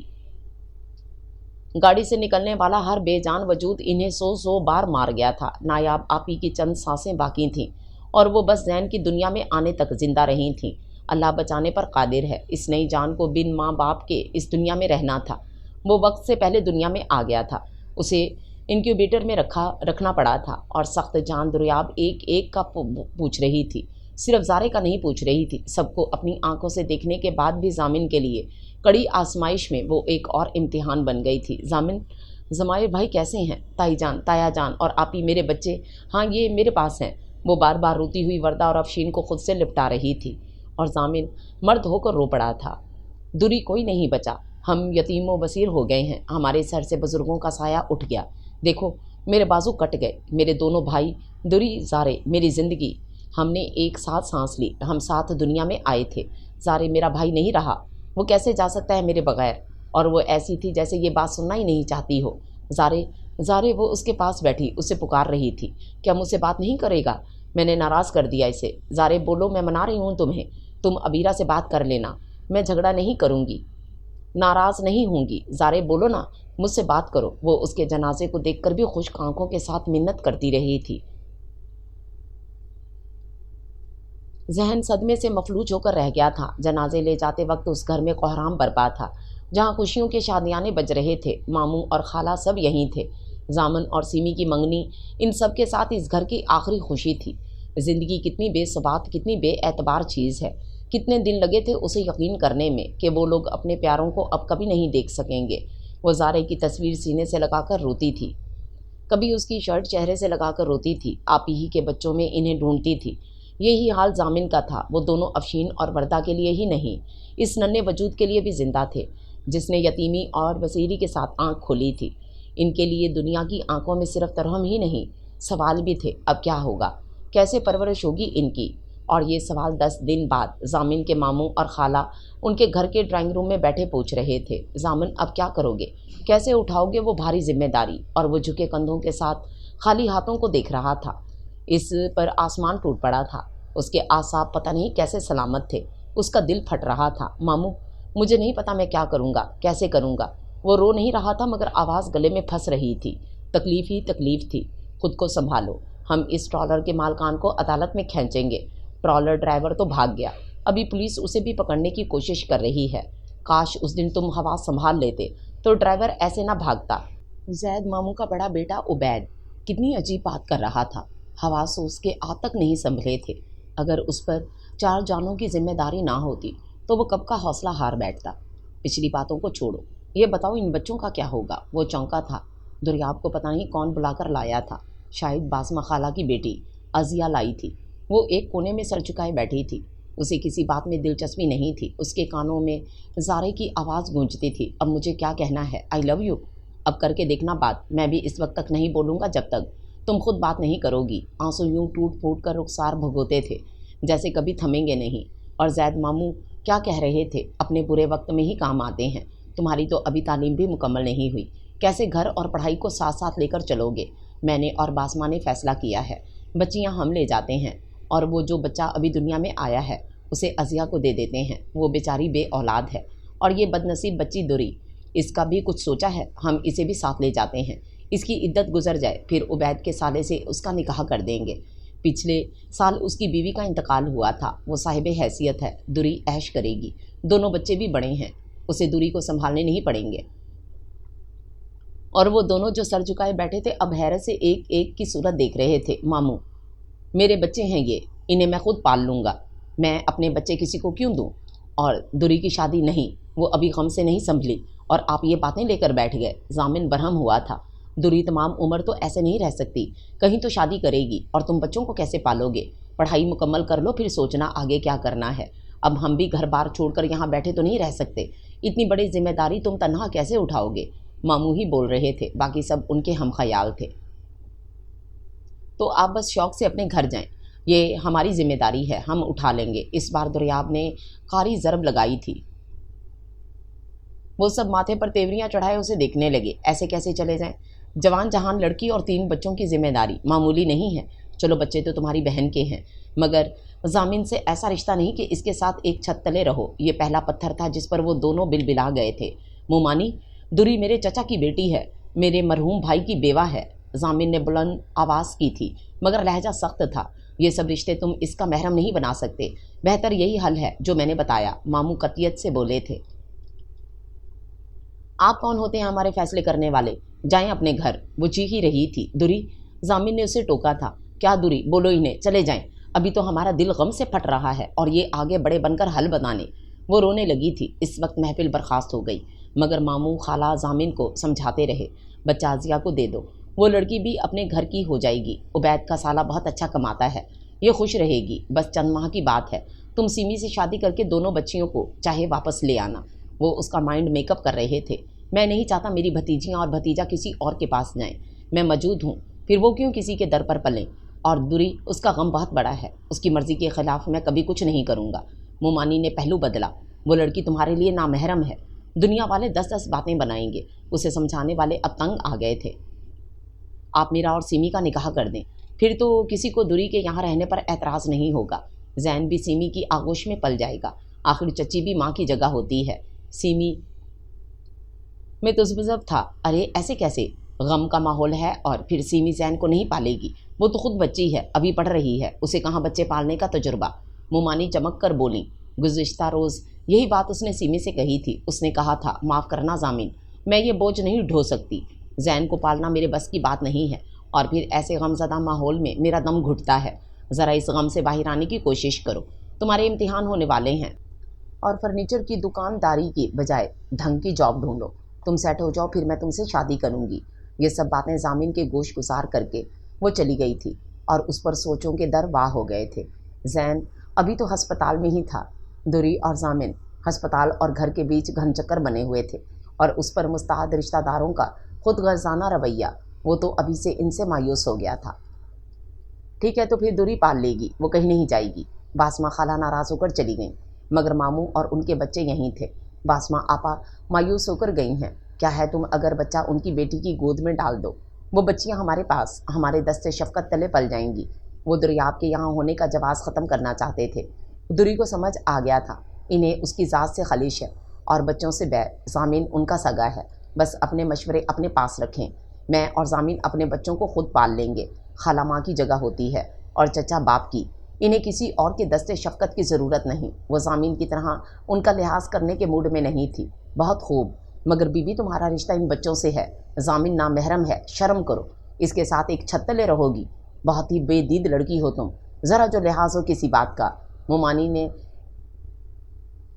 खुद चिंगारी दिखाई थी, वो भड़भड़ जलने लगी, चेहरा सुर्ख हो रहा था। मोमानी बस करें, ये घर दुरी का भी है और वो अपने हक में बोल रही है। आपको इस तरह बात नहीं करनी चाहिए।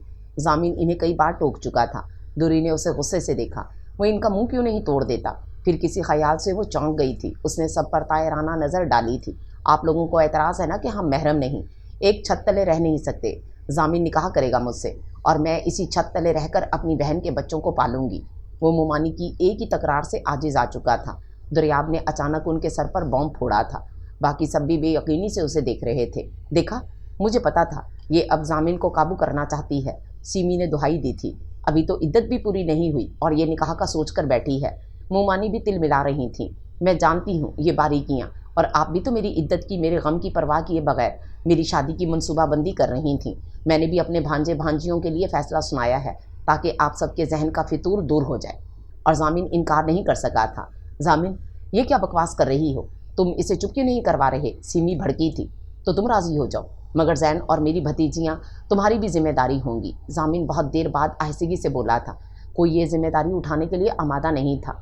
मामू ममानी की लाख मुखालफत के बावजूद उसे भी अपने सारे मसाइल का एक यही हल नज़र आया था, मगर ये आखिरी निशस्त नहीं थी।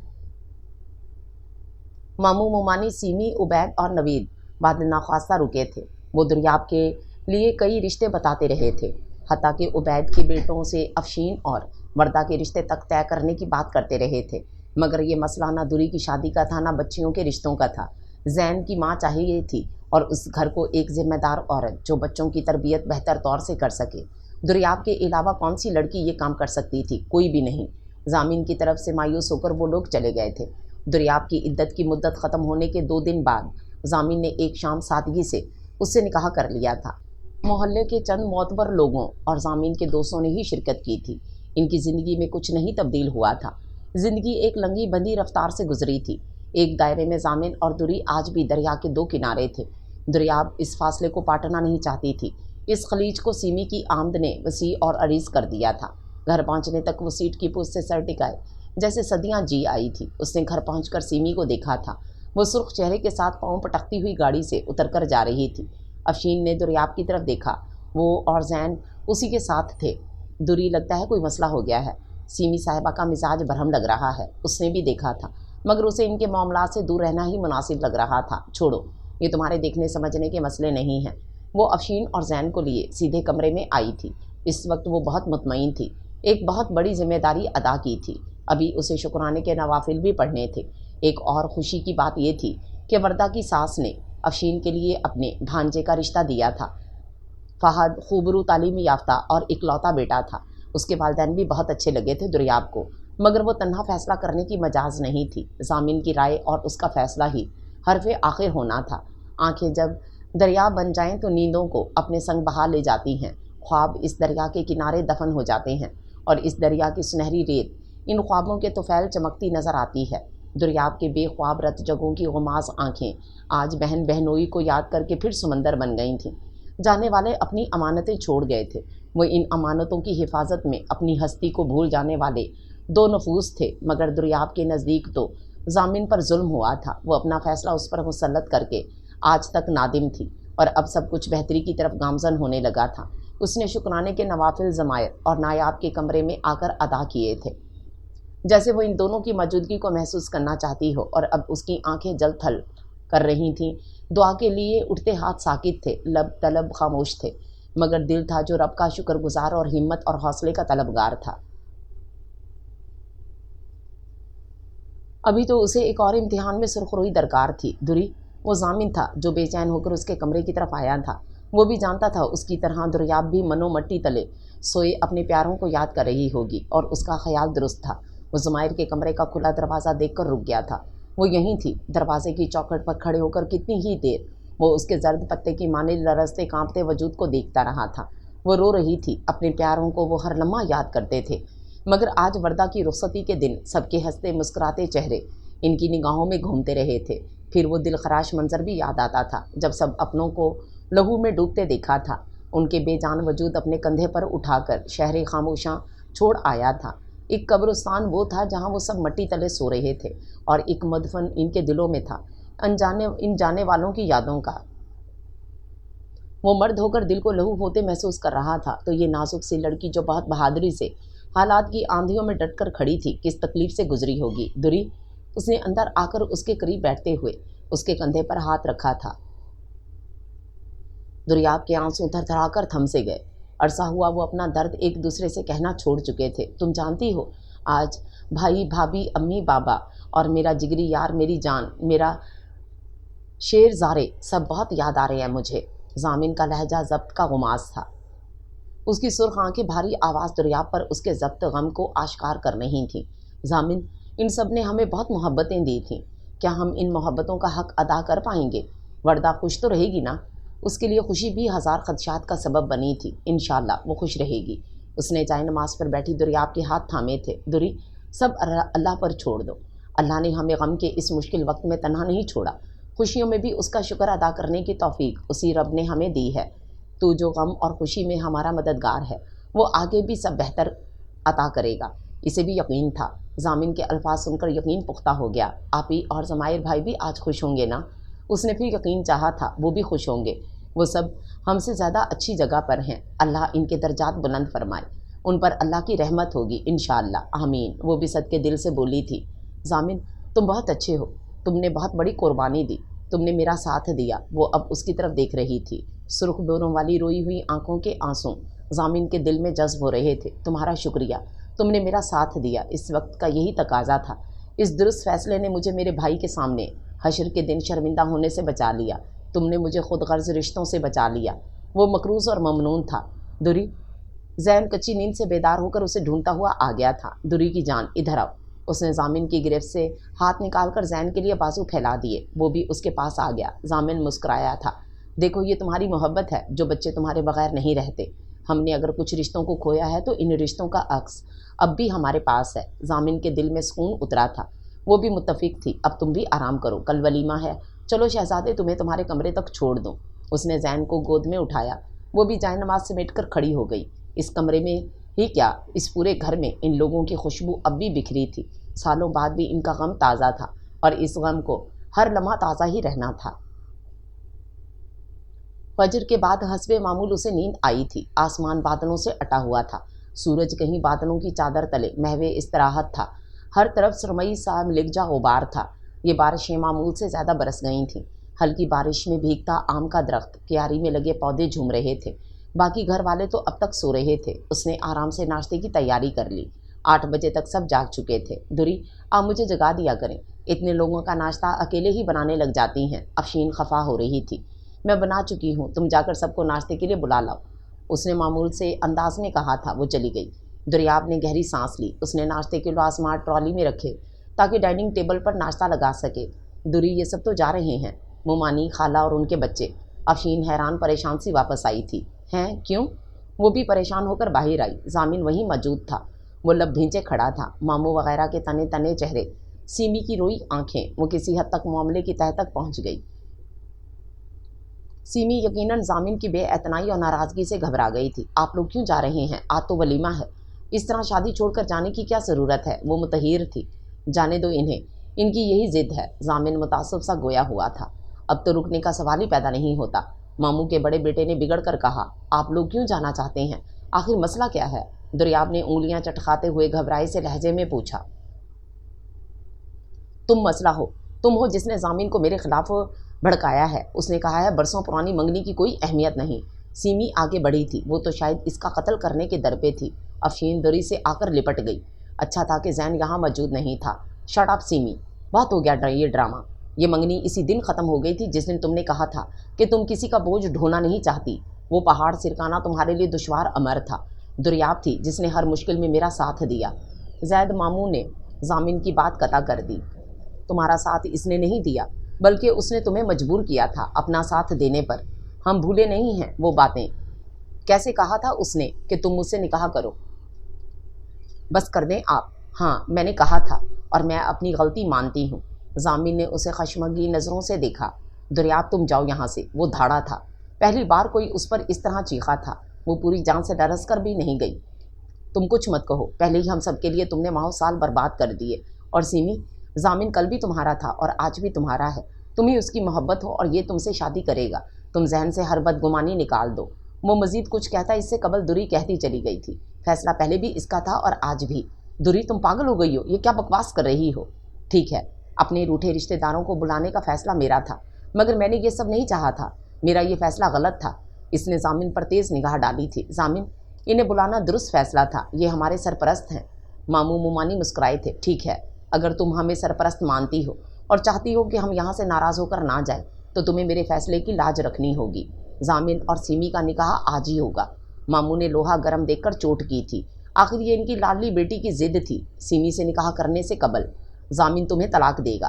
مومانی نے نیا حکم صادر کیا۔ ضامن سیمی سے شادی کرے گا۔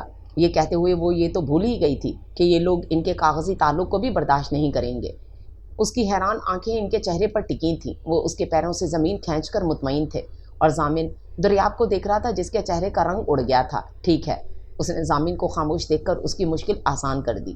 سب حیران تھے، یہ معاملہ بہت جلدی نپٹ گیا تھا۔ وہ پلٹی تھی اور تیز قدموں سے چلتی ہوئی اپنے کمرے میں آ گئی تھی۔ کوئی اس کے پیچھے نہیں آیا تھا، ضامن یا افشین بھی نہیں۔ اس کی آنکھیں دھندلا رہی تھیں۔ وہ غاصب نہیں تھی، مگر بن گئی تھی۔ اس نے وہ فیصلہ خود غرض بن کر اپنی بہن کے بچوں کی محبت میں کیا تھا۔ اگر وہ اس وقت مضبوط نہ بنتی تو آج وردہ کو اپنے گھر کا کر کے وہ سرخرو نہ ٹھہرتی، اور یہ سب ضامن کی قربانی کی وجہ سے ہی ممکن ہو سکا تھا۔ مگر اب وہ ضامن کو اس کی خوشیاں لوٹا کر تنے تنہا زین کی پرورش کر سکتی تھی۔ افشین کے لیے بھی ایک مناسب پرپوزل موجود تھا۔ اس نے زیادہ وقت خود کو سنبھالنے میں نہیں لگایا۔ اگر وہ طلاق دے دے گا تو کیا ہوگا؟ وہ تو اپنوں کی موت کا غم جھیل گئی تھی، اپنی محبت اپنوں کو کھو کر زندہ تھی، مگر سینے پر بوجھ آ گرا تھا۔ قسمت کے فیصلے کو اس نے رو دھو کر قبول کر لیا تھا۔ یہ طلاق بھی قسمت کا فیصلہ ہے۔ کتنی دیر آنسو بہائے تھے اس نے۔ وہ بے دردی سے آنکھوں سے پھسلتے اشک پونچھ کر اپنی جگہ سے اٹھی تھی۔ ایک پل کو ٹھٹک کر اس نے اپنے ارد گرد نگاہ ڈالی۔ اوہ میرے خدا، میں اتنی بے خود تو کبھی نہیں ہوئی تھی۔ سچ مچ کوئی اس کے پیچھے نہیں آیا تھا۔ اس کا دکھ کسی پر آشکار ہو اس نے یہ نہیں چاہا تھا۔ اس نے ہاتھ میں موجود تصویر بیڈ سائڈ ٹیبل پر رکھی اور کمرے سے ایسے نکلی جیسے کسی آسیب کی قید سے فرار ہو رہی ہو۔ رسم کے مطابق انہیں وردہ کے سسرال ناشتہ لے کر جانا تھا، اور وہ لڑکی تھی جس نے پہاڑ جیسے دکھ کی گھڑی میں بھی اپنی ذمہ داریاں پہچانی تھیں، انہیں نبھایا تھا۔ گھر میں محسوس کی جانے والی خاموشی تھی۔ اسے حیرت ہوئی۔ اس نے سر جھٹک کر کچن کا رخ کیا۔ وہ ابھی ماموں مومانی یا سیمی کی کوئی ہرزہ سرائی سننے کے موڈ میں نہیں تھی۔ بہت مشکل سے ہمت مجتمع کی تھی اس نے۔ کچن میں افشین اور زین ہی نہیں، ضامن بھی موجود تھا۔ وہ لوگ ناشتے کے لوازمات ٹفن ہاٹ پاٹ اور ڈبوں میں پیک کر رہے تھے۔ کچھ سامان ضامن بیکری اور حلوائی کی دکان سے بھی لایا تھا۔ اسے شرمندگی ہوئی تھی۔ ضامن نے اسے دیکھ کر رخ موڑ لیا تھا اور تھرمس سے اپنے لیے چائے نکالنے لگا تھا۔ مجھے بلا لیتی افشین، یہ کام میرے کرنے کا تھا۔ اور ناشتہ کر لیا سب نے؟ وہ انگلیاں چٹکا رہی تھی۔ ناشتہ تو آپ بنا کر گئی تھیں، ہم نے صرف پیک کیا ہے، اور اب آپ چینج کر لیں، سب وہیں جا کر ناشتہ کریں گے۔ افشین نے سارا پیک شدہ ناشتہ کپڑے اور کاغذ کے نفیس تھیلوں میں رکھ دیا تھا۔ زین، اور تم تو کچھ کھا لو، اور مہمان؟ ضامن نے کچن کاؤنٹر پر رکھا چائے کا کپ اٹھاتے ہوئے اسے گھور کر دیکھا۔ اس کی نگاہ کے سلگتے تاثر پر وہ لب بھیج گئی۔ ہم دونوں نے سینڈوچز کھا لیے ہیں اور مہمان چلے گئے ہیں، افشین نے اسے مطلع کیا۔ اس کو اس اطلاع پر جھٹکا لگا تھا۔ اس نے بے ساختہ ضامن کی طرف دیکھا۔ کیوں؟ جبکہ میں نے کہہ دیا تھا کہ تم اس سے شادی کرو گے۔ اگر انہیں کوئی غلط فہمی تھی تو تمہیں دور کرنی چاہیے تھی۔ ماموں اور خالہ ہمارے سب سے قریبی رشتہ دار ہیں، بلکہ وہی سرپرست ہیں۔ اگر وہ بھی ولیمے میں شرکت نہیں کریں گے تو ہمارے باقی رشتہ دار، وردہ کے سسرال والے، سبھی وجہ پوچھیں گے۔ یہ اچھا نہیں ہوا، ہمیں انہیں منا کر لانا چاہیے۔ وہ براہ راست اس سے مخاطب تھی، مگر وہ چائے کی چسکیاں لیتے اسے کچھ اس طرح دیکھ رہا تھا جیسے وہ کسی اور زبان میں بول رہی ہو یا پھر مخبوط الحواس ہے۔ اسے بھی احساس ہو گیا، میں کیا پاگل ہوں؟ تنہا بول رہی ہوں، تم بھی کچھ کہو۔ وہ جھنجھلا کر گویا ہوئی۔ چاچو نے انہیں روکنا چاہا تھا، مگر ماموں نے جو شرط رکھ دی تھی۔ دریاب نے افشین کو گھر کر دیکھا۔ تمہیں ان معاملات میں بولنے کی کب سے اجازت مل گئی ہے؟ افشین سر جھکا گئی۔ افشین، تم اور زین جا کر تیار ہو جاؤ۔ ضامن نے اس کی جان خلاصی کرائی۔ اس کا روئے سخن اب ضامن کی طرف ہو گیا۔ تمہیں سیمی سے نکاح کرنا ہی ہے تو پھر اس شرط کو مسئلہ کیوں بنا رہے ہو؟ کر لو اس سے نکاح، ایک کاغذ پر 3 حرف ہی کھینچ دو ان کی تسلی کے لیے۔ وہ سکون سے گویا ہوئی تھی۔ اچھا، تعلق بنانا اور توڑنا تمہارے لیے اتنا ہی آسان ہے؟ وہ تلخ لہجے میں بولا تھا۔ کچھ بھی آسان نہیں ہوتا، مگر اپنوں کی خاطر کرنا پڑتا ہے۔ یہ نکاح ہم نے بچوں کی وجہ سے کیا تھا، اب یہ بڑے ہو گئے ہیں۔ افشین کے لیے بھی پرپوزل آ گیا ہے۔ زین لڑکا ہے، مجھے اس سے زیادہ لڑکیوں کی فکر تھی، مگر ہمارے رب کا شکر ہے اس نے ہمیں اس امتحان میں سرخرو کر دیا۔ تم نے اپنی محبت کی قربانی دی تھی، مگر اب تم آگے بڑھ سکتے ہو۔ ہم اوپر والے پورشن میں رہ لیں گے، تم نیچے اپنی فیملی کے ساتھ رہ سکتے ہو۔ وہ آج بھی معتبر بنی تنہائی فیصلے کر رہی تھی۔ تمہیں میری محبت اور قربانی کی فکر ہے یا پھر زارے کی محبت کی؟ وہ بھینجے لہجے میں مستفسر ہوا تھا۔ دوری نے الجھ کر اسے دیکھا۔ تم کہنا کیا چاہتے ہو؟ زارے کا یہاں کیا ذکر؟ زارے کا تمہاری شادی سے کیا تعلق؟ وہ تو اب اس دنیا میں بھی نہیں۔ اس نے حیرت سے ضامن کو دیکھا۔ وہ بھی دریاب کو دیکھ رہا تھا، مگر برہمی سے۔ دنیا میں نہیں، مگر ہمارے درمیان موجود ہے، تمہارے دل میں موجود ہے۔ ایسا نہیں ہے کہ مجھے اس بات پر اعتراض ہے، مگر اعتراض مجھے اس بات پر ہے کہ تم مجھے بھی زارے کی طرح رو چکی ہو۔ اور اب جھٹکا دوری کو لگا تھا۔ وہ سرخ چہرے کے ساتھ نظر جھکا کر آنسو روکنے میں کوشاں اس پر عیاں ہوتی چلی گئی تھی۔ بارش کی بوچھاڑ نے اسے اچھا خاصا بھگا دیا تھا۔ افشین اسے زبردستی صحن میں لے آئی تھی۔ مسلسل ہونے والی بارش کے سبب راستوں کی حالت سفر کرنے لائق نہیں تھی، اور وردہ نے اپنے شوہر کے کہنے پر ضامن کو فون کر کے ناشتہ لانے سے منع کر دیا تھا۔ ضامن نے ماموں کو کال کی تھی۔ وہ لوگ شدید ٹریفک جام اور بارش کے پانی کی سبب راستے میں ہی پھنس گئے تھے۔ ماموں سمجھے تھے اس نے فیصلہ بدل لیا ہے۔ وہ تو قاضی لے کر آنے کی بات کرنے لگے تھے۔ تم چاہے دریاب کو طلاق مت دینا، مگر سیمی سے شادی کر لو۔ وہ اس کایا پلٹ پر حیران ہوا تھا۔ ساری یہ ممکن نہیں ہے۔ یہ رشتہ اس وقت ختم ہو گیا تھا جب 8 سال پہلے میں نے دوری سے نکاح کیا تھا۔ میں نے آپ لوگوں کو شادی میں شرکت کے لیے بلایا تھا، اپنے گھر کا سکون برباد کرنے کے لیے نہیں۔ اس نے رابطہ منقطع کر کے سکون کی سانس لی تھی۔ وہ زین کے ساتھ شیڈز میں بیٹھا تھا۔ کچھ دیر قبل جب دوری پر انکشاف ہوا تھا کہ وہ اسے روتے ہوئے دیکھ چکا تھا تو وہ زمین میں گڑ کر رہ گئی تھی۔ مجھے سٹریس کی وجہ سے احساس ہی نہیں ہوا تھا، میں بے خیالی میں تمہارے کمرے میں چلی گئی تھی۔ اسے وضاحت کی ضرورت نہیں تھی۔ ضامن کو یقین تھا وہ اسی کے خیالات سے نبرد آزما اس کی خوابگاہ میں آنسو بہا رہی تھی۔ یہ کشمکش تو وہ کئی دنوں سے دیکھ رہا تھا۔ وہ خود سے ہی برسرے بیکار تھی۔ وہ سنجیدگی سے اسے دیکھتا رہا۔ وہ کنفیوز ہو رہی تھی اور بے خیالی میں یا پھر مجھے مرا ہوا تصور کر کے میری تصویر کو سینے سے لگائے آنسو بھی بہا رہی تھی۔ وہ تڑپ ہی گئی تھی۔ ضامن کس قدر بے رحم بن گیا تھا۔ ایسا مت کہو، ایسا نہیں ہے ضامن، تو اس کے سوا کیا کہوں؟ تم ایسے ہی زارے کے لیے روتی تھیں، وہ تو منو مٹی تلے جا سویا۔ میرا مدفن کہاں ہے، بتاؤ گی مجھے؟ وہ دبی آواز میں سسکیاں لے رہی تھی۔ ضامن کی آواز بلند ہو گئی تھی۔ وہ تو بہت حلیم طبع تھا، اس طرح غصے میں نہیں آتا تھا۔ اس کے رونے میں مزید شدت آ گئی تھی۔ ضامن نے 10 سیکنڈ اسے اس طرح روتے دیکھا تھا، پھر وہ اس کے قریب آ گیا۔ اس نے ہاتھ بڑھا کر اس کے چہرے سے ہاتھ ہٹانے چاہے تھے۔ میں تمہارا دل نہیں اجاڑنا چاہتی تھی، یہ سب خود بخود ہو گیا ضامن۔ میں تھک گئی ہوں خود سے لڑتے لڑتے۔ تم نے کیوں نہیں میری بات مانی، کیوں انہیں جانے دیا؟ وہ بے ربط بول رہی تھی۔ ضامن اس کے آنسو پہنچنا چاہتا تھا، لیکن پھر اس نے بازو اس کے کندھے پر پھیلا کر اسے آنسو بہانے کے لیے اپنا کندھا پیش کر دیا، اور وہ پہلے سے زیادہ شدت سے رونے لگی۔ میں موجود ہوں دوری، وردہ، افشین، زین اور تم، ہم سب ایک فیملی ہیں۔ تم بیوی ہو میری، میں اپنی بھتیجیوں بھتیجے کا اور تمہارا سرپرست ہوں۔ کوئی اور سرپرست بن کر ہماری زندگیوں میں مداخلت کرے، اس کی میں اجازت نہیں دوں گا۔ وہ مہمان تھے، چلے گئے۔ تم اس گھر کی مالک و مختار ہو۔ نکاح صرف کاغذی رشتہ نہیں ہوتا، ایجاب و قبول دل کے صحیفے پر رقم ہوتا ہے۔ तभी तो दो अजनबी ना आशना दिल एक हो जाते हैं। मान लो ज़ारे, तुम्हारे दिल में एक मोतबर याद बनकर ज़िंदा है, जबकि ज़ामिन अज़ाम तुम्हारा हवाला है, तुम्हारी ज़िंदगी और मोहब्बत है। वो बोलता चला गया था। ज़ारे नाम की मोहब्बत पर कोई और मोहब्बत गालिब आने लगी थी। ये कोई कल परसों की बात नहीं थी। 8 साल से एक नाम का साहिबान उसके सर पर साया फगन था, और वो शख्स जिसने उसे अपनी खुशियों के लिए 3 बच्चों के साथ हालात और दुनिया के रहमो करम पर नहीं छोड़ा था, वो मोहब्बत का हकदार तो था ही, मगर दुर्याब के लिए वो ज़िंदगी का दूसरा नाम था। उसका इदराक व एहसास उसे कई दिन पहले हो गया था, जब वो उससे नाराज़ था। उसकी नाराज़गी दुर्याब के लिए तकलीफ़ दे थी। हाँ, जान से प्यारे लोगों की नाराज़गी जानलेवा होती है। ज़ामिन, आई एम सॉरी, मैंने आज भी सब गलत कर दिया। ज़ारे को खोकर किस्मत के लिखे पर सब्र कर लिया था मैंने, मगर तुम्हें खोने का हौसला नहीं है मुझ में। उसने सर उठाया था। ज़ामिन ने उसकी मुहतरम आंखों के मोती बड़ी मोहब्बत से समेट कर अनमोल कर दिए थे। जानती हो, इदराक की ये मनाजिल तुमसे पहले तय कर चुका हूँ मैं। सीमी तो उसी वक्त ही दिल से निकल गई थी जब उसने मेरी जिम्मेदारियों के साथ मुझे कबूल करने से इनकार कर दिया था, और तुम बहुत आहिस्ता आहिस्ता दिल में उतरी हो, जैसे रात से सुबह आ मिलती है, अंधेरों से उजाले और प्यासे से समंदर। वो इन इस्तिलाहात से क्या मुतासिर होती, वो तो हैरानियों के समंदर में गोते खा रही थी। क्या वो उसके लिए इतनी ही ज़रूरी थी? चाचू, समंदर नहीं दरिया प्यास बुझाता है। जिन बच्चों को उसने भेजा था वो लिबास तब्दील किए, बने ठने आ गए थे, और अब दबी दबी हंसी, अफशीन का जुमला और अपनी ऑकवर्ड पोजीशन पर वो घबरा कर ज़ामिन से दूर हुई थी। वो भी बालों में उंगलियां फेरने लगा। दुर्याब तो समंदर ही है। समंदर की पनाहों में ही कुदरत ने बेबहा ख़जाने रखे हैं। बादे नसीम और मीठे पानी के चश्मे इसके साहिलों पर सांस लेते हैं। ज़ामिन अज़ाम तो हमेशा चुप रहता था, मगर आज बोला तो दुरी का चेहरा गुलनार हो गया। ये तो सच है, दुरी ने हमें अपने आंचल में समेट कर रखा। आप दोनों ने हमें वालिदैन की कमी महसूस नहीं होने दी। अफशीन की आंखें भीग गईं। ज़ैन दुरी से लिपट गया था। दुरी सबसे प्यारी है, सिमी आंटी से भी। चाचू, आप दुरी से शादी कर लें। 8 साला ज़ैन के मुदबराना मशवरे पर ज़ामिन और अफशीन ने तो कह के लगाए थे, जबकि दुरी सुर्ख चेहरे के साथ इन्हें घूर कर रह गई थी। और अब जैसे ये तेज़ बारिश पानी नहीं, इनके आंगन में रंगो नूर और खुशियाँ बरसा रही थी। वो लोग बारिश से महफूज हो रहे थे। दुर्याब के सारे अंदेशे इस बारिश के संग बह गए थे। उसने ज़ैन का हाथ पकड़ा और उसे सहन में ले आई।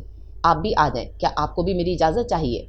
वो सालों बाद खुलकर मुस्कुराई थी। इस तरह के उसकी मुस्कुराहट के सामने बरकमान पड़ गई थी, और उसकी मुस्कुराहट गुलाबी आरज़, उसका तर्ज़ तखातिब ज़ामिन की आंखों को ही नहीं, दिल को भी मुनव्वर कर गया। इजाज़त तो चाहिए थी तुम्हारी, तुम तक आने के लिए। अब सारे अच्छे मौसम तुम्हारे आंचल से बांधकर बेरंग ज़िंदगी में रंग भरने की इजाज़त दरकार है।